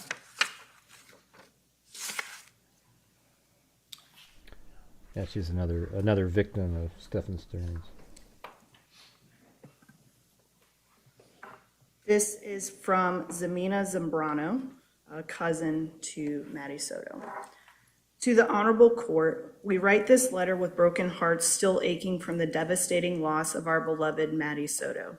The pain of losing her is something no family should ever have to endure. But the nature of her death, the cruelty, the abuse, the inhumanity has inflicted a level of trauma and sorrow that words can scarcely convey. Maddie was more than a victim. She was a daughter, a granddaughter, a cousin, a niece, and a cherished soul in our close-knit and loving family. To know her was to love her. Her spirit, her kindness, and her light remained with us even though her life was so brutally taken. She was not only murdered, she was discarded like she was nothing, thrown into the wilderness. That image haunts our minds and wounds our hearts every day. Our grief has been compounded by the public scrutiny and the cruelty of strangers who speculate and judge without knowing the depth of our loss or the strength of our bond. We are a large family rooted in love, faith, and mutual support, and this tragedy has shaken us to our core, mentally, emotionally, and physically. Many of us suffer sleepless nights, constant anxiety, and depression. The trauma has left scars that will last a lifetime. We turn to God for comfort, and we trust that divine justice will ultimately be done. But we also place our faith in this court to uphold what is just and right. Maddie deserves that. Our family deserves that. We beg you to consider the profound impact this crime has had, not just on one individual, but on an entire family and community. Please ensure that the individual who committed this horrifying act is held fully accountable. Justice for Maddie cannot bring her back, but it can ensure that her life and her death are not dismissed or dishonored. Let there be no leniency for this cruelty. Let there be no question about the value of her life. Let justice be done. Sincerely, Jimena, please, on behalf of the Zambrano family.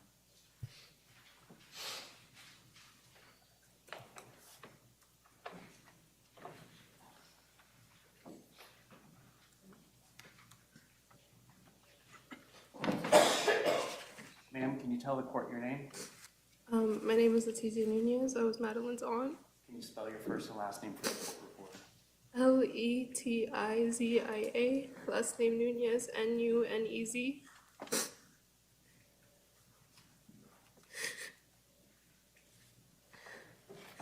To Maddie. When I was 7 years old, a beautiful newborn baby was brought into our lives. And I remember being so excited because I was going to be an aunt. You gave me a sense of responsibility from such a young age because I wanted nothing more at that time than to help take care of you, play with you, and overall just make you a happy baby. You're truly missed every single day. I miss your laugh. I miss your smile. I miss your big, beautiful blue eyes. I miss doing the little things like picking you up from school, helping you with your homework, even though we both hated doing that. I just miss you and your presence. But that unfortunately was taken from us. I have so much hatred in my heart, specifically for the creature that's sitting in this room today. And no matter what happens or what justice could be brought, it kills me that it doesn't bring me back. I would give up my life if it meant having you here with us. Even though I was your aunt, you always felt much more like a little sister to me. Doing your hair for the father-daughter dances that my dad would take you to, letting you pick out clothes from my closet, doing your makeup and making sure it was very light because your natural beauty was worth more than any makeup product money could buy. I just miss you every single day, and it's left a hole in my heart from the day you've been gone. Your innocence was taken from you, and since clearly that wasn't enough for a certain someone, so was your life. You were the bravest little girl I've ever met, full of love, light, laughter, and any positive thing I could think of, you were all of those things. I'm so blessed to have spent 13 years with someone so wonderful, and you're going to live on through all of us. Not because of what happened to you, because that didn't define who you were. I'm going to make sure my future kids know who you are, and make sure my grandkids know who you are, and so on. Today I sit here before everyone, and all I can say is that despite what anyone thinks they know, you were so loved by each and every one of your family members, and I know you left this world knowing that. I know it would pain you to see what people have to say about your loved ones, but what I think of it all is that, and what I'd want you to think up in heaven is that it's all just noise. And I find comfort in the fact that we, your family, know you were beyond loved and beyond cared for. I'm so sorry we found out too late. But despite everything that was happening to you behind closed doors, you still remained one of the happiest human beings I've ever met. Someone who loved us deeply and made us all smile. Trying to find light in this horrible situation is very difficult, but one thing I am grateful for is that your last day on this earth was everything you wanted and more. You got the birthday you asked for, your best friends were able to be with you, we cooked the food you specifically asked for, and overall I have the memory of sitting outside by my pool looking at you and your friends and just thinking, I'm so glad she's having a great time. And look at how grown up she is. How she's blossoming into such an amazing young woman. I could go on forever, but I just want to leave this here by saying I love you so much, and I miss you endlessly. Everything I do from now on, any accomplishments, any decisions I make, anything that happens in my life, I'm going to do it for you and in your honor. I love you, Madeline Sofia Soto, and I hope you're resting peacefully now.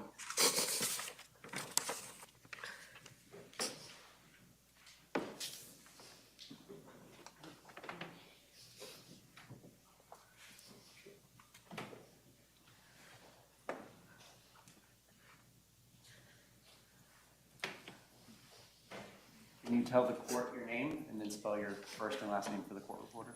Natalie Rosero, Nathalie. Thank you, Your Honor, for having me here today. I've known the family for over 15 years. I am best friends with Maddie's aunt and was roommates with Maddie and her mom during the time her life was ended.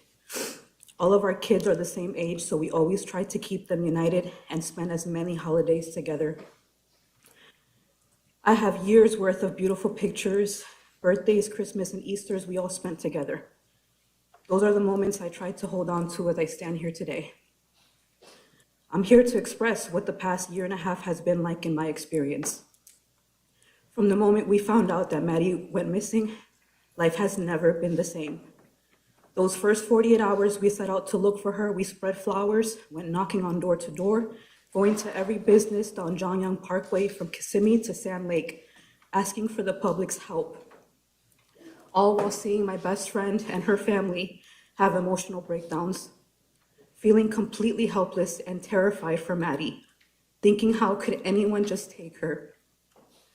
It turns out we spent almost 3 days looking in the wrong location because Stephan lied to us about where he last saw her.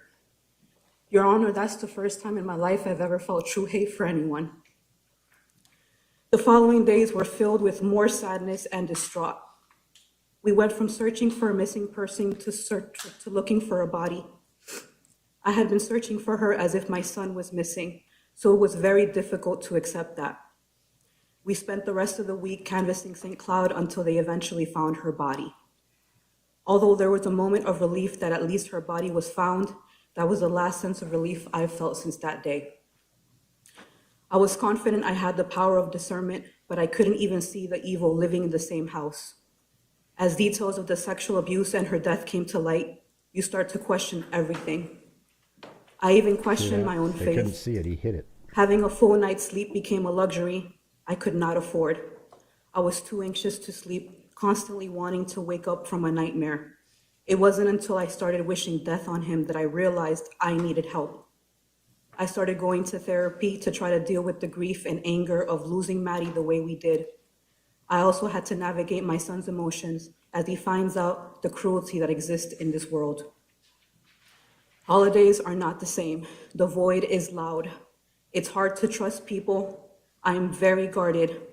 I am hoping that when everything here is said and done, there can be some type of closure, even though Maddie's life can never be replaced. That is the only reason I am here today. As decisions are made, please keep in mind that she wasn't even my child, and I feel this way.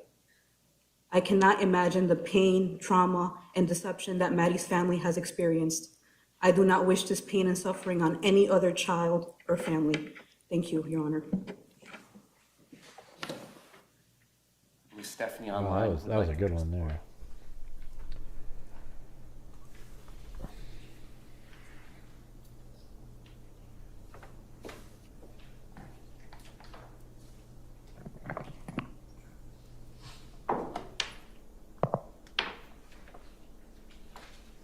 We're joined by an online presence. Stephanie, you may unmute your microphone and let the court know how this has affected your family and yourself. Can you tell the court your first and last name and spell them, please? I can see that her microphone is still muted. Can you hear me, Judge? Yes, I can hear you now. Okay, hi. I'm sorry. I'm trying to the court. Maddie brought a light into her. Maddie brought a light into my life that I would never be able to describe. With her outgoing personality and her infectious smile, her infectious laugh. She was so kind-hearted, adventurous, and loving. Now that she's gone, everything's changed.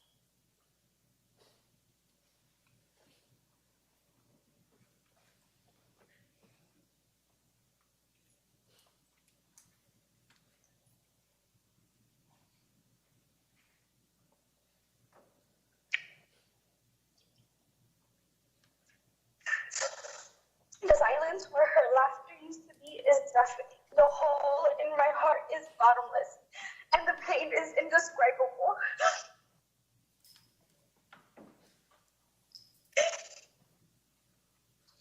My family's life has been shattered. What we've endured and what we will continue to endure for the rest of our lives is a kind of pain that I do not wish on anyone. No family should have to lose a loved one in this horrible manner, especially at such a young. Her life was taken. Her future. I should say, never see her fall in love, get married, or build a future that she deserved. With her. This smile in her.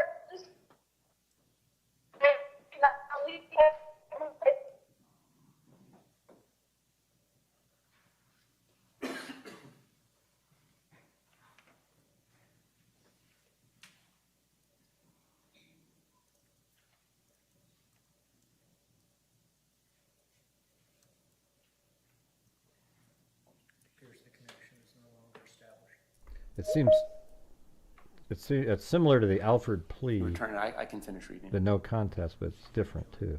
I put the comments, read my last I'm comments, so it's pretty sorry. interesting. I'm not in a good place with connection. I apologize. You may continue. We can This hear you. vile and this vile and heartless crime has not only affected and traumatized my family, but so many other families as well.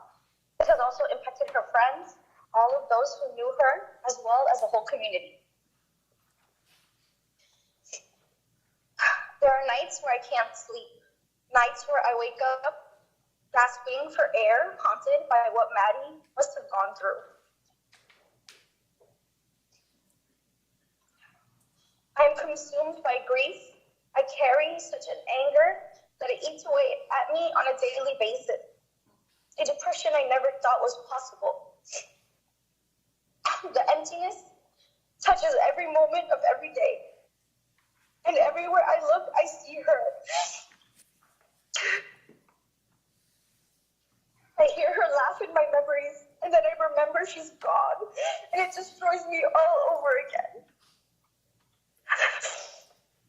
To know what Maddie went through and how terrified she must have been is unbearable. The thought of her suffering haunts me. The cruelty of what was done to her will never stop echoing in my mind.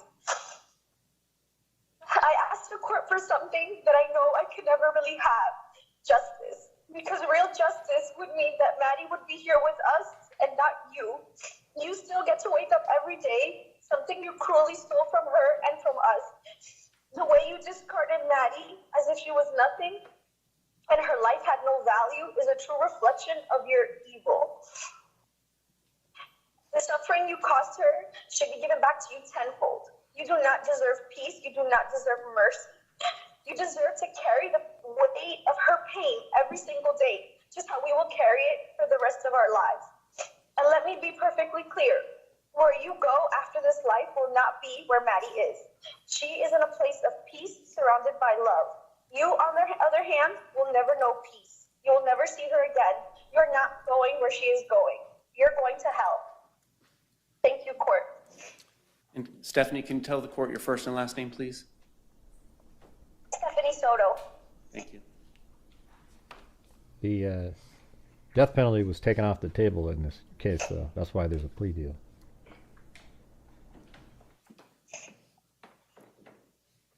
Stephanie Soto, did you get it? I'm sorry.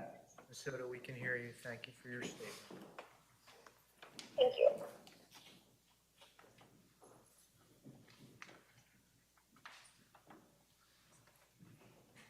Your Honor. Can you tell the court your first and last name and spelling? Kimberly Vialta. Your Honor, I stand here today to give you a little insight of how loved and how losing Maddie has destroyed my family. Although Maddie was not my blood, I considered her my family. And I loved her like my own niece. Maddie was a kind and bubbly child and was growing up to be the most amazing young lady. She loved arts and crafts, Taylor's Lift, and sour gummy candy. I had the honor and privilege of spending many holidays and special occasions with Maddie over the years, and I will cherish those memories forever.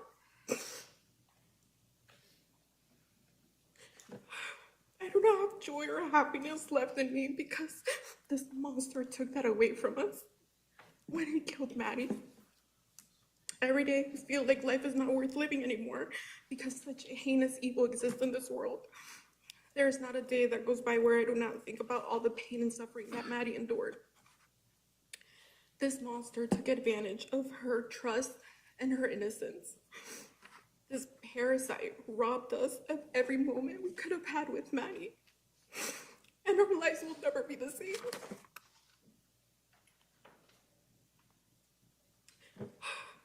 A life sentence is not punishment enough for what he did to Maddie.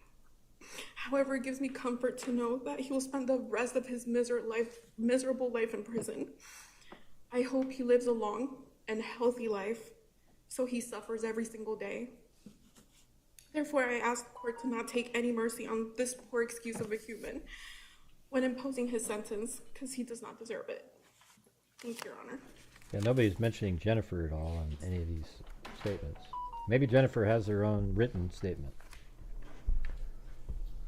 That's the dad, right?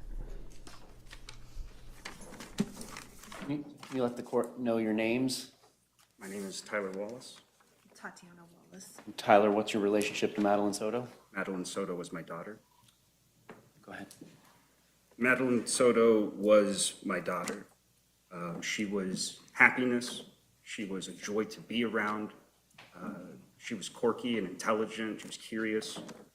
A little forgetful like me too, that happens sometimes, but I just loved her so much.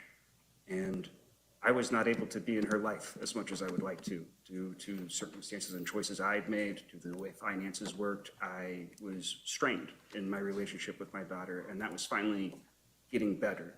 The last time I saw her was in October of 2023, and she had come to visit for a few days, and When I took her back to the airport, I said, you're turning 13 soon. When you turn 13, you have a choice of which guardian you're interested in staying with. Would you like to stay with me and Tati? And she said yes, that she would. And so I was this close to having my little girl, sir. I didn't know that. Did you guys know that? Because of the actions of this depraved man, Wow. I will never meet the woman she was becoming. And I can't grasp it.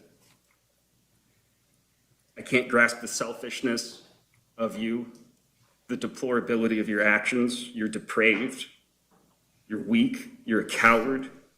You're a sneak thief. You crept into a family and took advantage and exploited them when they were weak.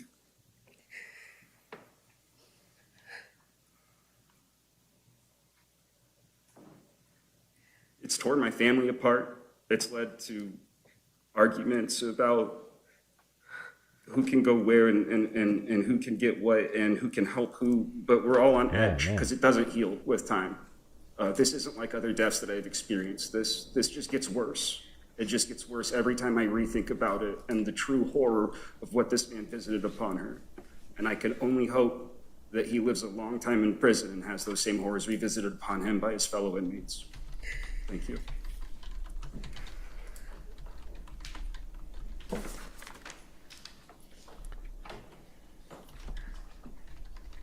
Has no further witnesses.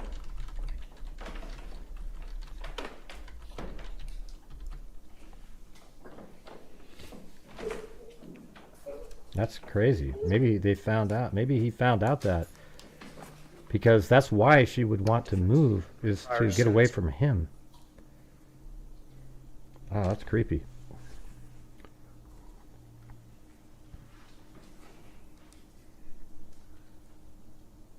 See if you have additional info.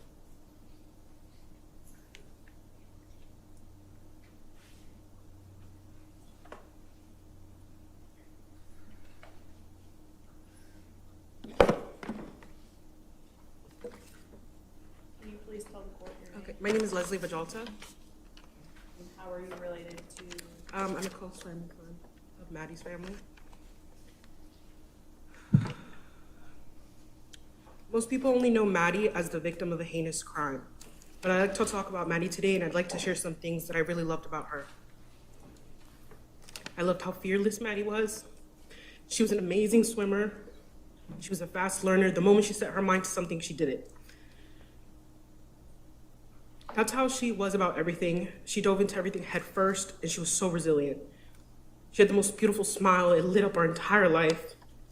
Every Christmas, every Thanksgiving, I was so excited to see her, to talk to her about her life. She was so curious. She was so smart. She could sing. She loved to perform for us. Maddie enjoyed watching Brooklyn Nine-Nine and Bob's Burgers. She even dressed up as Louise one year for Halloween. And I loved her witty, outspoken personality. She's so funny. And that's how I want everyone to leave here thinking about her, remembering her. She lost a lot of privacy towards the end of her life. And I want her to be remembered by her amazing qualities, not the abuse she endured and the exploitation she endured by her abuser. There's not 1 second of my life that I don't think about Maddie. I'll forever celebrate her in my heart and out loud. Maddie was too good for the world, and she did not deserve any of this. Ever since she's been gone, our family, our joy, everything is destroyed. No one smiles anymore. No one laughs.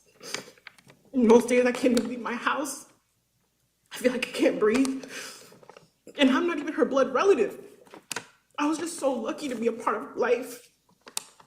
He took Maddie away from us. He took away her whole childhood. He took away all her potential that we saw in her, and he took everything from us. And now it's time for him to reap what he sows. This disgusting parasite stole Maddie's youth, her innocence, her life, her joy. He has stolen our sense of safety. I can't sleep. Every time I close my eyes, I see his disgusting face. I can imagine what he did to her. I know every detail. I've read everything. I will never bring children into this world because of people like him, depraved, disgusting maggots just like him. He's not the only one. May God forgive him because I definitely do not. I please ask the court to prosecute him to the fullest extent. Show no mercy, exactly how he did Maddie. Justice for Maddie. Thank you. Disgusting maggot. Perfect phrase. Nothing further. Oh, so I guess Jennifer didn't have one read. Yes, Your Honor, we would like to thank Wonder why. the State Attorney's That's Office kinda for concerning. sparing Mr. Sterns' life, and we do sincerely hope that this will bring closure and help to start the healing process for Ms. So's.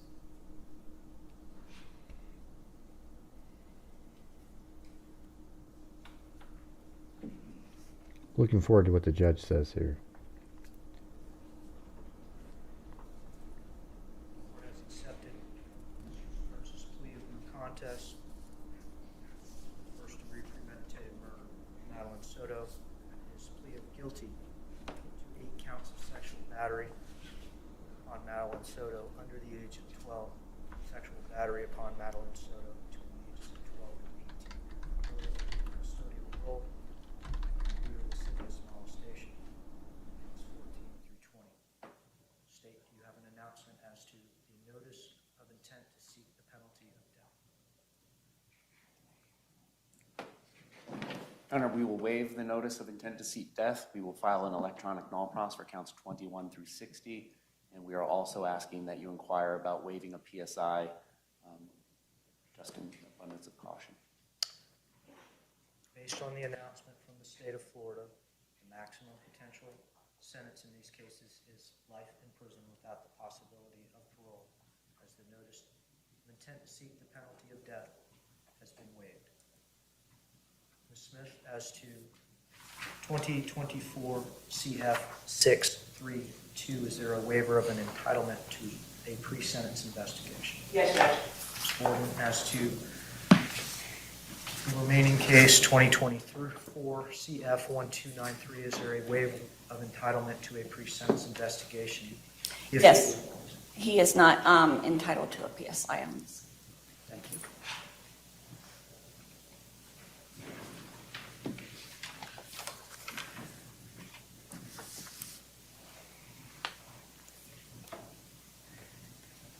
The court has had an opportunity to hear the anguish and the fury of shattered families. Everyone in the gallery has had an opportunity to hear the anguish and the fury of community mourning and permanently diminished. Folks joining us around the state and the country remotely have heard the opportunity to hear the anguish and fury of a meaningful future that was stolen and a beautiful promise of Madeline Soto's life extinguished permanently.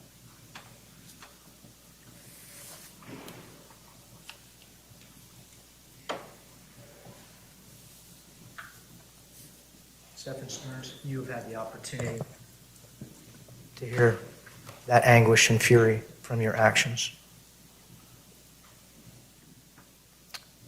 As to first-degree premeditated murder of Madeline Soto, you are adjudicated guilty and sentenced to life in prison without the possibility of parole.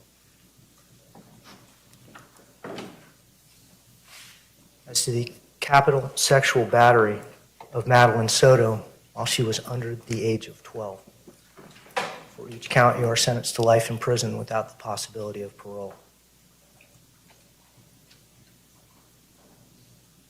For the sexual battery of Madeline Soto between the ages of 12 and 18, you are adjudicated guilty and sentenced to life in prison without the possibility of parole.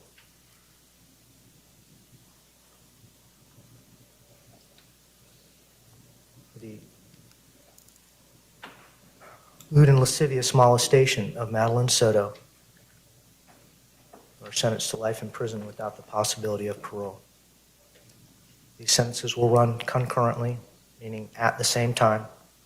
The state of Florida has withdrawn their notice of intent to seek the penalty of death. These are the maximum sentences permitted to the court. Each case will have court costs that will be reduced to a civil judgment.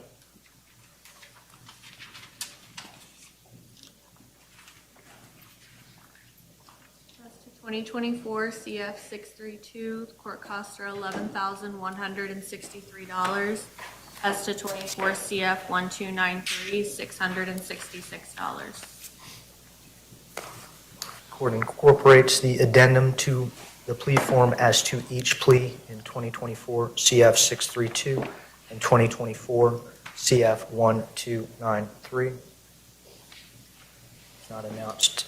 You are adjudicated guilty as counts 1 through 8, 24 CF 632. State any further sentencing considerations? Yes, Your Honor. With regards to count 14 through count 20 in 24 CF 632, the court sentenced to life in prison, there is a 25-year minimum mandatory with that as well. The state also provided the court with a score sheet which encompasses counts 9 through 20. It includes penetration and contact points as well. A copy of that has been provided to defense as well in the court. I haven't been made aware of any corrections or additions or subtractions. Do not have a copy of the score sheet.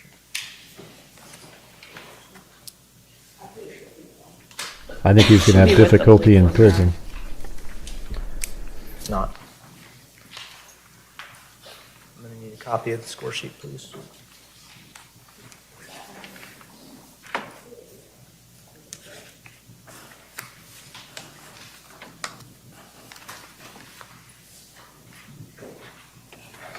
This audio is ludicrous. Smith, Ms. Borden, the total sentence points pursuant to the Criminal Punishment Code score sheet are 1,278 with a lowest permissible prison sentence in months of 937.5 months. That doesn't include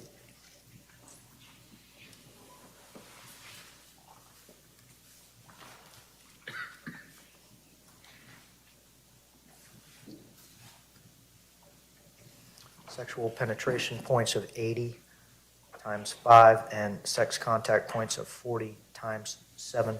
Any errors, corrections, or omissions to the score sheet? Ms. Smith? Ms. Borden? No, Your Honor. 25-year minimum mandatory sentence as to the counts requiring a minimum mandatory sentence are imposed.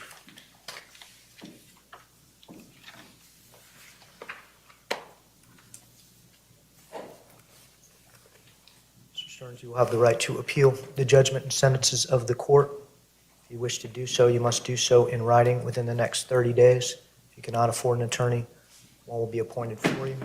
The appeal will be limited to the jurisdiction of the court to impose the sentence, and the legality of the sentence itself is a condition of your agreement with the state of Florida. You are agreeing not to appeal the pretrial rulings of the court. State anything else? Defense, anything else?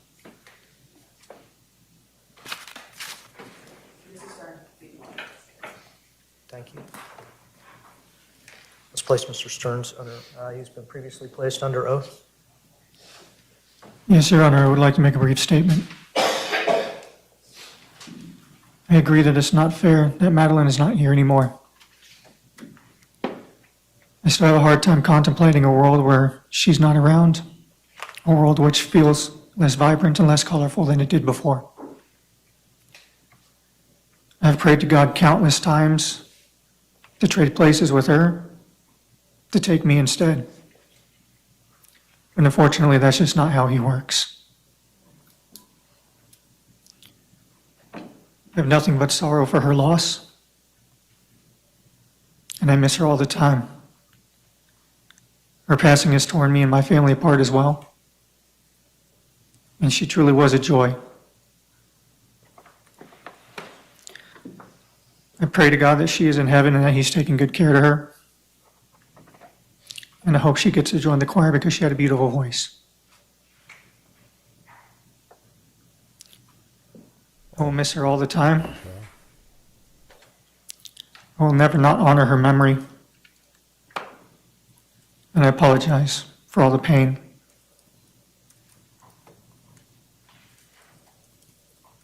Not that he Anything further? caused. Conclude our plea and sentencing hearing. We'll be in recess.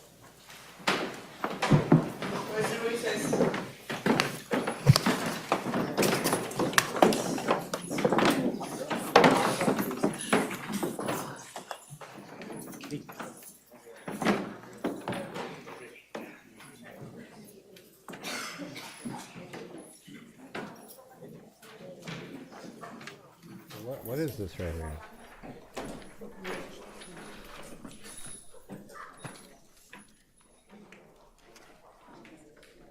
When they say recess, is it coming back or what's happening? Testing.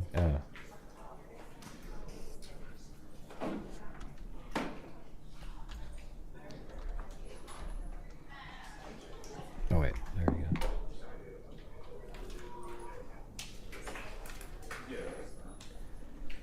Hello, hello, hello, hello, hello, hello. Okay.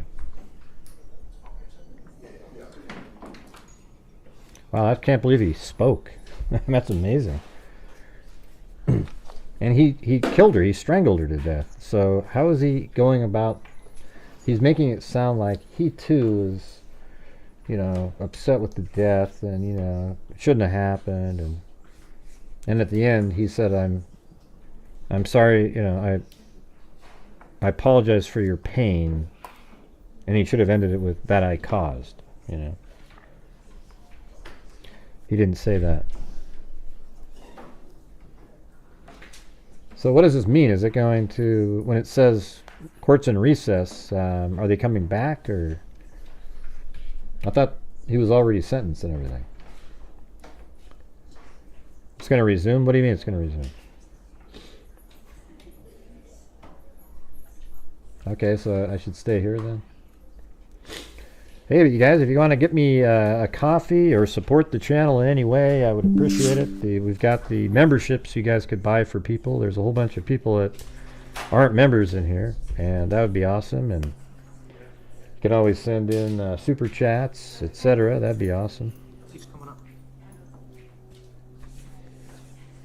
My channel's donated over $20,000 to the National Center for Missing and Exploited Children over the years. And when everybody supports the channel, it helps be able to continue to do those kinds of things. Yeah, I don't know why they would come back. Real sorry for the delay. I know, he's right there. I see him. I'm looking at it. Not a problem, Judge. Thank you. What did you just say right there? You said it'd start in 5 minutes?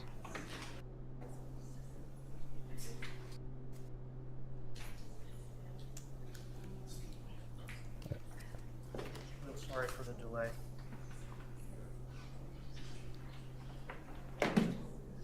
It started in about 5 minutes. Okay, I guess 5 minutes. All right.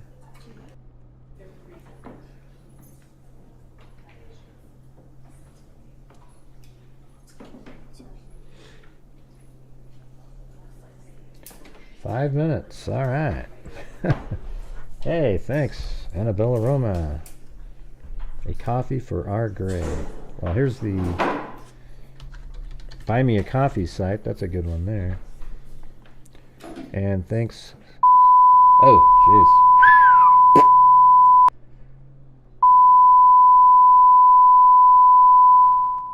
Man, that audio was the worst I've ever had to deal with. Were you able to hear it pretty well, though, while I was playing it? I mean, it was absolutely crap. I mean, we're talking, comes out of one side, and sometimes it was minus 35 decibels when the judge was speaking, and then he would come closer to the mic like that, and then he'd be talking about it, and going like that. And I had to keep moving it back and forth, this little bar. So I don't know, I think it might be over, right? Because it switched on Court TV to something else.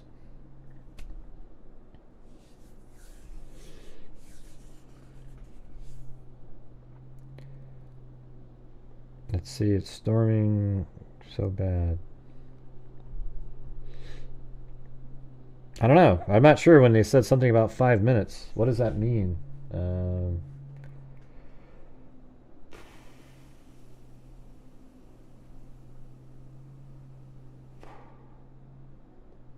I'm not sure. If you guys see it coming back on, let me know. You want to wait like 10 minutes and wait? Hey, look at that. Marilise, thank you. And Cassie Flip. Now that you got your free membership, you'll be back. But you weren't going to watch if you didn't get the free membership? I know, he said that, but where the hell is it?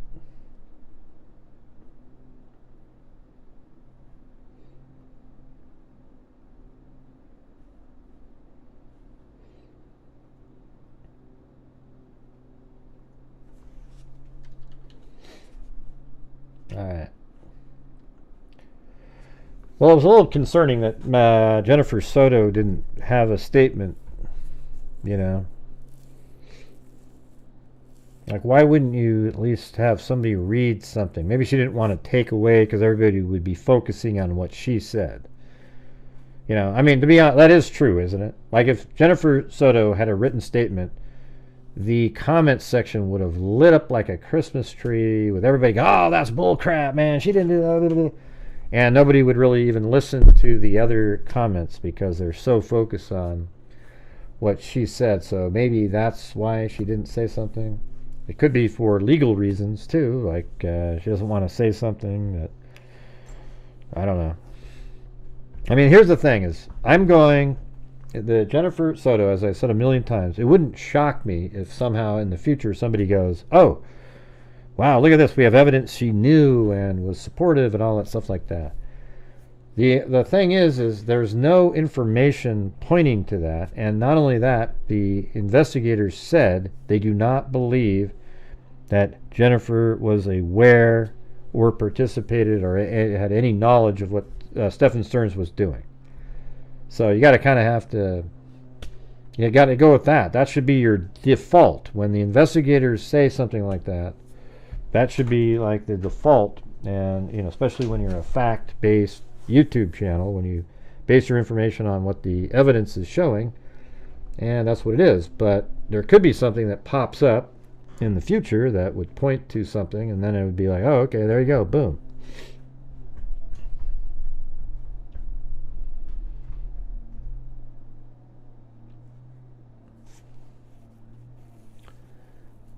Let's see. I think if she had had a comment read, it would have taken away from all the rest of the comments. Don't you agree with that? I don't know. I mean, how do you get a negligence charge? I would maybe one that's like, you know, where you're not aware, but you're still negligence. Like maybe you should have known something. It wouldn't be something like it's gross negligence. You know, you've got like this person who has been part of your family for 7 or 8 years and groomed Madeline to say certain things a certain way. If the judge doesn't approve the plea deal, Jen may need to testify in trial.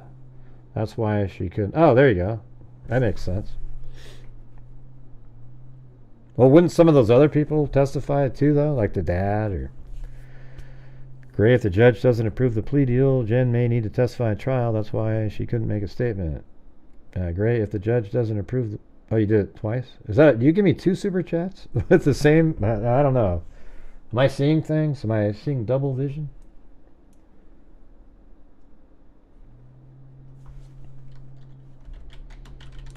Yeah, so I was looking up different things. I mean, you know, I was thinking, what's the difference between an Alford plea and...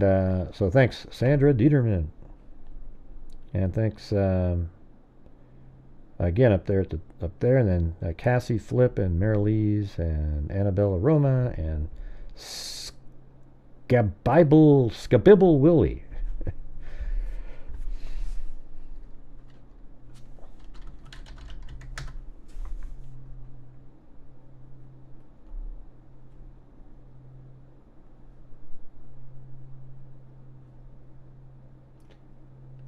Yeah, so they even like Law and Crime has it ending 7 minutes ago.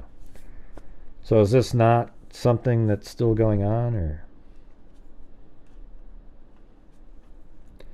that was her time to say something, even if right. So I don't know why, you know. I mean, she did have a funeral. I'm sure they said something there. I think it would have helped her if she had said, but I don't know. You know, the thing is like, the people who think she's involved somehow, they wouldn't matter what she said. It's the same thing in the the Idaho 4 with Koberger. Like, even when he admitted that he did it, people still go, oh, no, he's innocent. You know, it's just, people get too caught up in tunnel vision.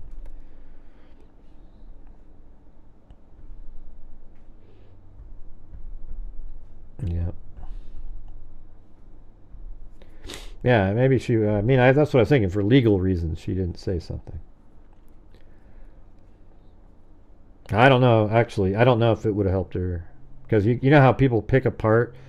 If she went up there, if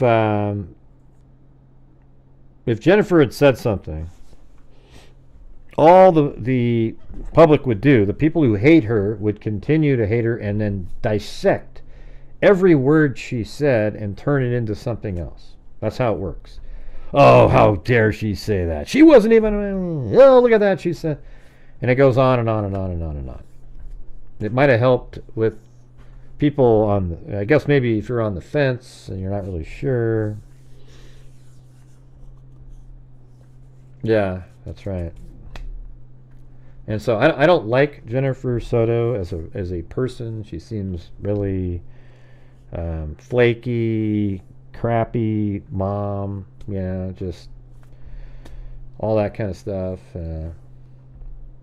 And I just, but the thing is that things that people claimed she was saying and stuff, that's when I started realizing, no, you're not accurate there. No, she didn't change something. She didn't do that. Look, she said it here, here, here, and here, and here. And then I started realizing that we've got another one of those cases where people start assigning things to what they said, and then it becomes part of the dialogue where it's true, but it's not true, you know. And so then I said, well, maybe she didn't know. And then I started looking into how these predators work, and they kind of meet the mother, and they sort of groom the mother, then they groom the child, and then over time they start pushing the envelope a little bit, and you know, eventually they sort of are able to manipulate both the mother and the child at the same time. And so that's how I look at this.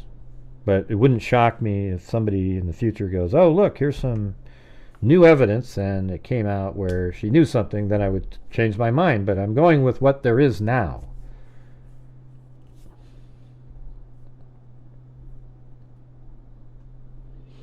Right. But anyways, I think that is going to do it, you guys. We covered this case for a very long time. I was on Court TV multiple times regarding this case. I'm going to be on Court TV probably tomorrow, and maybe the 23rd, and maybe the 24th, they said, for the Idaho 4 case, because of the looming sentencing.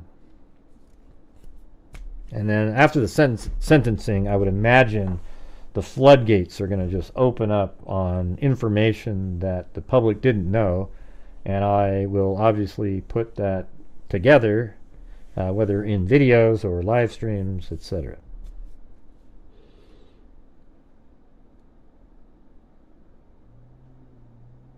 We don't know that, no fear. Yeah.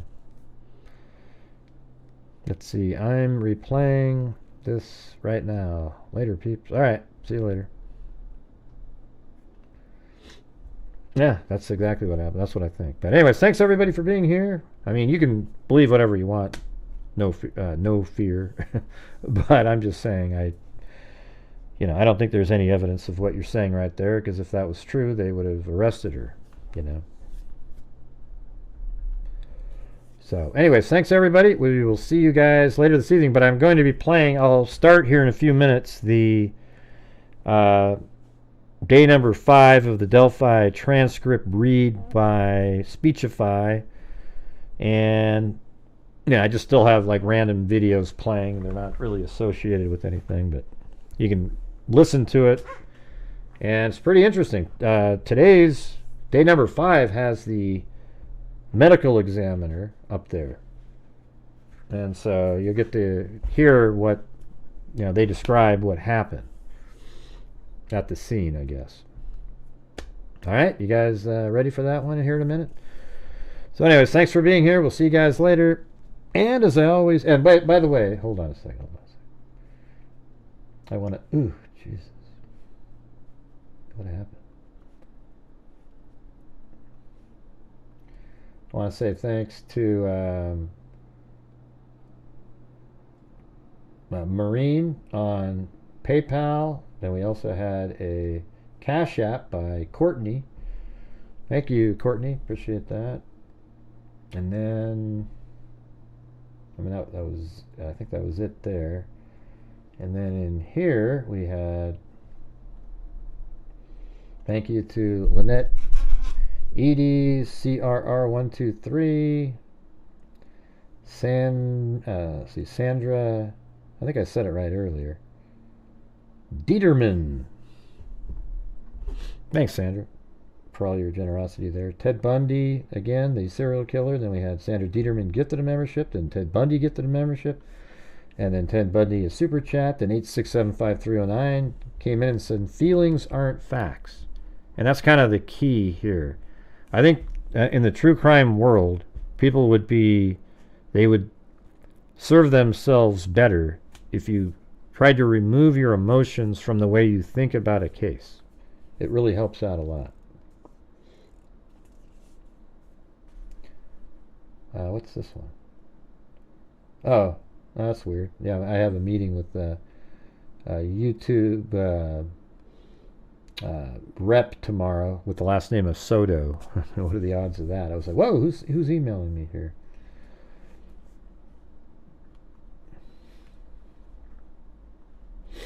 All right, then Chicken Wing, Sandra Dieterman again. Then we had Greg King gifted a membership. Then CR gifted 5.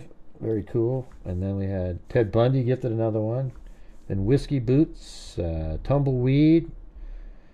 Thanks, Ray, for the coverage and analysis. Have you noticed that the Pro Burgers are, they're still trying to make videos on how he didn't do it. No plea deal. We'll save this. Is Sandra Dieterman again. Then Wendy Woobles gifted 5. Then Sharon Gornick gifted 5. And Wendy Woobles became a new member. Then Scabble Willie, or let's see. How did we say that? Scabibble Willie. And then Annabella Roma, Marilise, Cassie Flip, Sandra Dieterman again, 3 times in a row. She said that, Gray, if the judge doesn't approve the plea deal, Jen may need to testify in trial. That's why she couldn't make a statement. So anyways, thank you guys very much for your kindness and generosity in watching this. And, I feel shitty for, just basically, I feel really bad for just Madeline herself, never getting to become a full adult and a person, to do things and live life and try to make something of herself. She was in a tough situation though.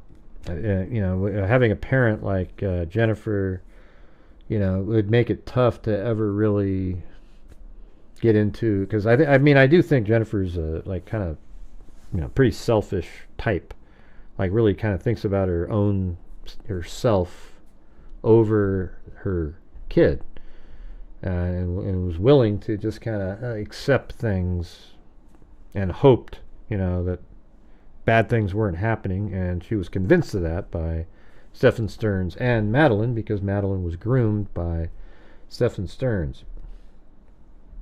So that's how I look at it. And I feel bad for the dad, who seemed like he was just about ready to get a second shot with his daughter, and then all the family members that really love Madeline, until the barbarian Stephan Sterns decided. But that was a pretty interesting piece of information, that the father was thinking, asked Madeline if she wanted to stay with him. That was just in October.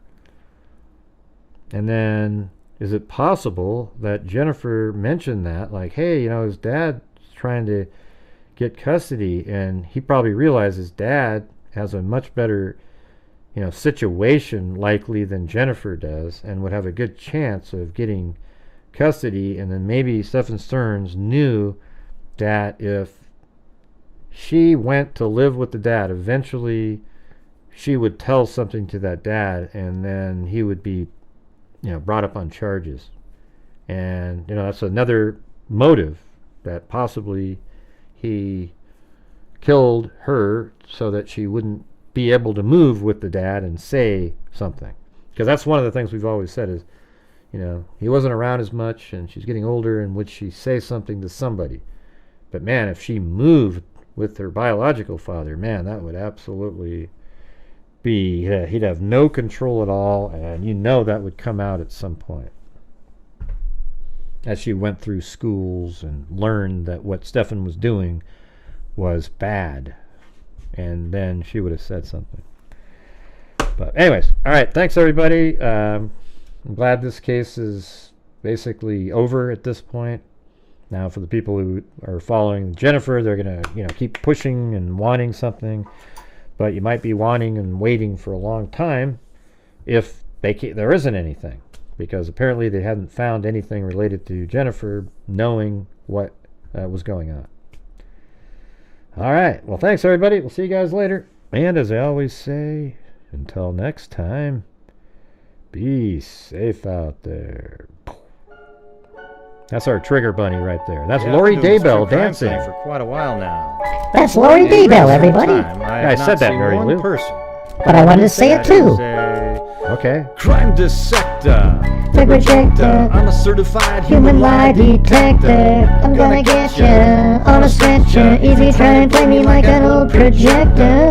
Crime sector is my nectar. Professor Greg is gonna give another lecture. Crime collector, freak connector, and I'm always gonna be a pup protector. Fool deflector, interceptor, and I'm meaner than a spectre with a vector on his pector. With all respect, y'all, just remember I've a temple fucking check ya. I have no agenda, I'm no pretender, and I'll serve it to you straight without the blender. And in the end, I'm gonna send ya on a mission to reveal the true offender. Yeah, so I'll just get right back to work. All right, everybody? Talk to you later.